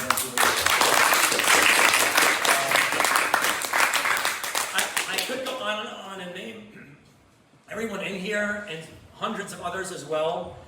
Just generally, I would just say, my STEM department colleagues throughout the years have been sources of inspiration and support for me. Robotics support happens with custodians and assistant principals, even when you're always, going past the permit time. The parents who support it and bring snacks and support the team in many, many ways. The alumni, the mentors who come back and bring that energy to the next generation as well.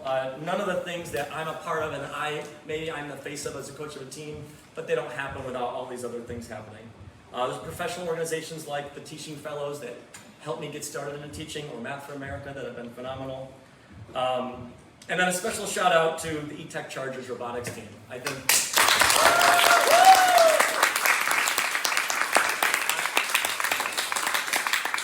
I went from being with one team for 14 years, and it's a very new experience. Each year here at E-Tech is a brand new experience. And there's something remarkable about, say, us winning the Chairman's Award in New York City. I didn't expect it. I was hoping we'd win, but I thought maybe in 5-6 years. And so, yes, there's history with me, Malachi, and others, and Harlem Knights, and winning that. And I think there's definitely some knowledge of, hey, here's how you go about doing it. But the award really is a school award and a team award, and it's something where I was just honored that there was energy here, and there was people here, and there was a lot of great talent and innovation. I'm floored by the resilience, and it gives me energy seeing the resilience of the students. Right? As a teacher, you can't give energy if you're not getting it. It's really, really hard. And so to see people during a pandemic going to the makerspace, coming and hey, Mr. Bianchi, I want to learn how to program, and we're doing block programming at Cornell Tech. As a teacher, that for me, that's very life-giving. I really appreciated that. And to come roaring back this year, and all the energy many of you who were on the team gave into that, that helps me be a better teacher and be a better coach. So thank you so much for that. And then just from the deepest inspiration for me, if you ask like what really is the biggest fuel, I think just there's probably two major things. One, my wife, Mrs. Bianchi, Faith, who's really been my backbone throughout everything I do. I brainstorm, what should I do here, collaborate. Don't blame her for the mistakes I made, but anything good. She had a giant hand in that, making sure I'm trying to make wise decisions and do things well.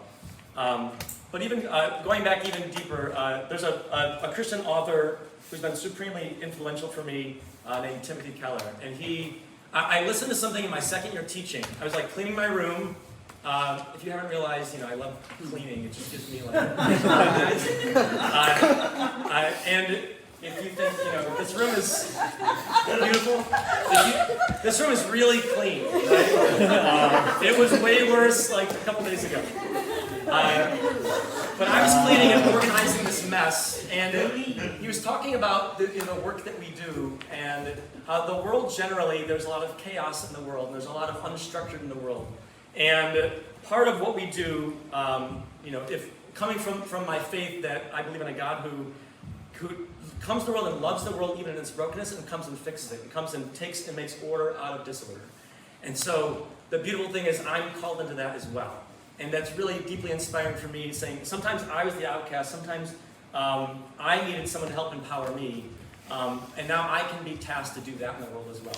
What way can my work be a way to take someone who doesn't know something and help them know something? How can we take a bunch of metal and wires and turn that into a moving robot? And so being tasked with this, how can we be creative in this world? It's just a deeply inspirational kind of idea for me. And so many of you are already in careers. This is the teacher in me coming out now, and I gotta teach something, right? So you're in careers, I think we all have something where what's valuable is, hey, how can we further the mission of kind of creating something and making more? And for all of you who are looking at careers, engineering, computer science, they're great. But realistically, not everyone's going to do that. I did. I'm a teacher. But I would say, look for something where you find a career where you feel like, hey, there's a need in the world, there's disorder, there's chaos, and I can bring my gifts and use creativity to make something beautiful out of it. I've been very honored for all the beautiful things people said about me today, and the many years people have empowered me to do that. And so I'm really grateful to you and all of them for the opportunity for these 17 years and hopefully for many more. So thank you very much. In terms of this nomination, what struck out the panel was not only how infectious, right, how contagious your love for math and robotics is for your students, but also how much you give to your students, both in the classroom and after school. So some of your former students and current students mentioned your efforts in tutoring after school. In one instance, setting up an SAT prep after school. In other instances, helping out with coaching the robotics teams. You had the Harlem Knights, and then, the Harlem Knights, and then here you call yours the E-Tech Chargers. Woo. Receiving the chairman award in some of the robotics competitions. Some students pointed out some of the oddest things, like your penchant for spreadsheets. Spreadsheets for everything. And your memes or your quotes in terms of saying, you may not be a basketball player like Kobe Bryant, but you could sure create a robot that could be like Kobe Bryant. So you remember that. Your students also finally remember, your ability to let them know that they can learn math and science and STEM, and that they can have a career in STEM. And that many of the graduates are doing just that. They're continuing what they've learned in high school throughout their college career, and now some of them are even 2, 3, 4, 5 years into their careers. and many of them are able to continue in STEM careers. And they owe that a lot to you, and they mentioned that in the interviews. Just to give you a sense, in the brochure, we highlight and we punctuate the comments of some of your former students, and they point out words like dedicated to his students, or the energy that he brings into the classroom, or how really excited about learning, especially his classes, you make the students. And you're more than a teacher. Some of you call themselves a mentee of yours. Others say you're played a role more of a father figure to them. My mentor and my second father is quoted here in the brochure from one of your students. Helped me launch my nonprofit in teaching robotics to kids, attributed to the work that you've helped them. And this one individual, they went to be Forbes 30 under 30 list one day. And they said they wouldn't be able to achieve that or think that big if it weren't for you. Others say that you made me feel like I could actually do this.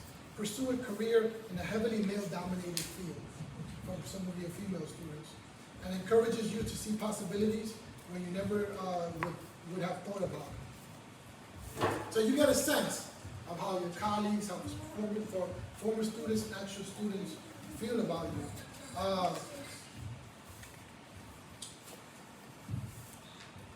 One other thing that was mentioned by the students that left an impact in their life, besides the spreadsheets and your memes and your quotes, is one of your students mentioned about the whole pumpkin project. How they created a Mike Tyson pumpkin, where the pumpkin had Mike Tyson's tattoo on it, and it was animated so that if you got too close, it would punch you. So, you know, they even mentioned that. So basically, the committee, because of those remarks and the due diligence of your interviewing and the reporting, the District 5 Super Saturdays that you do in terms of bringing STEM into the community, as well as some students mentioning how in your robotics team, in your workshops, in the after school, there's not those divisions that they face outside the classroom. So it was not unusual for it to be very diverse. We're quote unquote athletes or jocks or football players. We're there with math geeks, with special needs students, with team in the rest that were wrestlers, with students that had learning disabilities. Several were valedictorians or salutatorians. So some of them weren't really excited about STEM necessarily, but they were excited to be in the robotics team. Or they were excited to be in your classes. Not to mention that many felt that but for your efforts, they would have not been exposed to AP courses at a time when AP courses are singularly important to get into college and to stay competitive. And if it weren't for those efforts, they wouldn't have the opportunity to be in AP courses. So for that and many other reasons that we're about to hear, the selection panel thought it worthy to have you be the 2022 Sloan Awards for Excellence in Teaching Science and Math. We believe that teachers are unsung heroes, often not celebrated for the life that the impact they had on people's lives. But all of us remember a teacher that has had an impact in our lives, whether second grade, fourth grade, high school. So we wanted to make sure that when teachers, when we celebrate them, that all New York City gets to know about them. And we do so in several ways. I think we have other copies, but this is a copy honoring all the honorees. In this case, the Daily News, but the AM New York, the New York Post, and Diario La Prensa all had ads or articles that were run on the different honorees of 2022 Sloan Awards. And different honorees were also able to get interviewed as well. So we want to make sure that everybody knows about this. We also want to make sure that folks have a nice commemorative booklet to keep with them. There's an archive of everyone who's previously won. And I think this may be the first awardee from this school. And so that's great. We hope to have more in the future. And we have Brooklyn College. We have all kinds of schools in here. But it also proves that great STEM education is not only the purview of specialized schools. It's happening in all boroughs. It's happening in all types of schools, large and small. Schools with children with individualized education plans, with schools which have science and technology advanced labs and those that don't. Schools that are career technology schools, schools that are transfer schools, schools that are magnet schools, community schools. So in all aspects of New York City, we try to go out and look for great STEM teachers. And we want to make sure that we celebrate them. So we have this commemorative brochure that serves as an archive, but also gives you a sense of what all the winners are and the great things that they're doing. And in our website, we have videos of all the teachers. There's a video that we'll be showing shortly here as well that we're very proud of. The next part of the award is we want to make sure that either at the classroom in the school or the place of your choosing, hang up this portrait.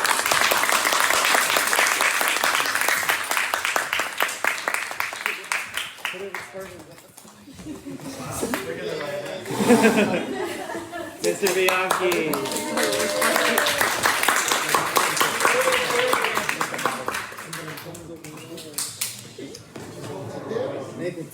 You can stay there. No, we're good. The next part of the prize is that we want to make sure that while the individuals do it for the love of teaching, we want to make sure that we show a demonstration, a small token of our appreciation to the teacher for doing what they do day in and day out for students. And we do so with the $5,000.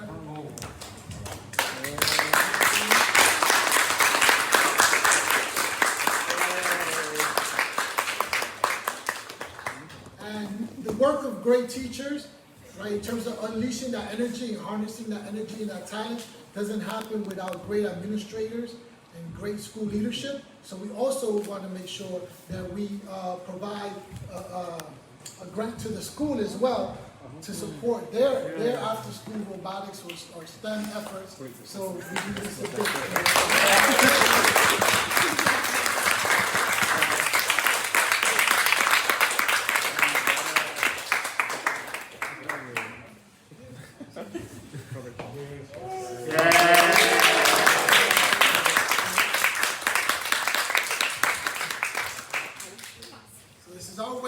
Contribute and honor not only the honoree, but the school leadership and then the students, because after all, this is why we do this and this is why we're here, for the students. So the next part of the prize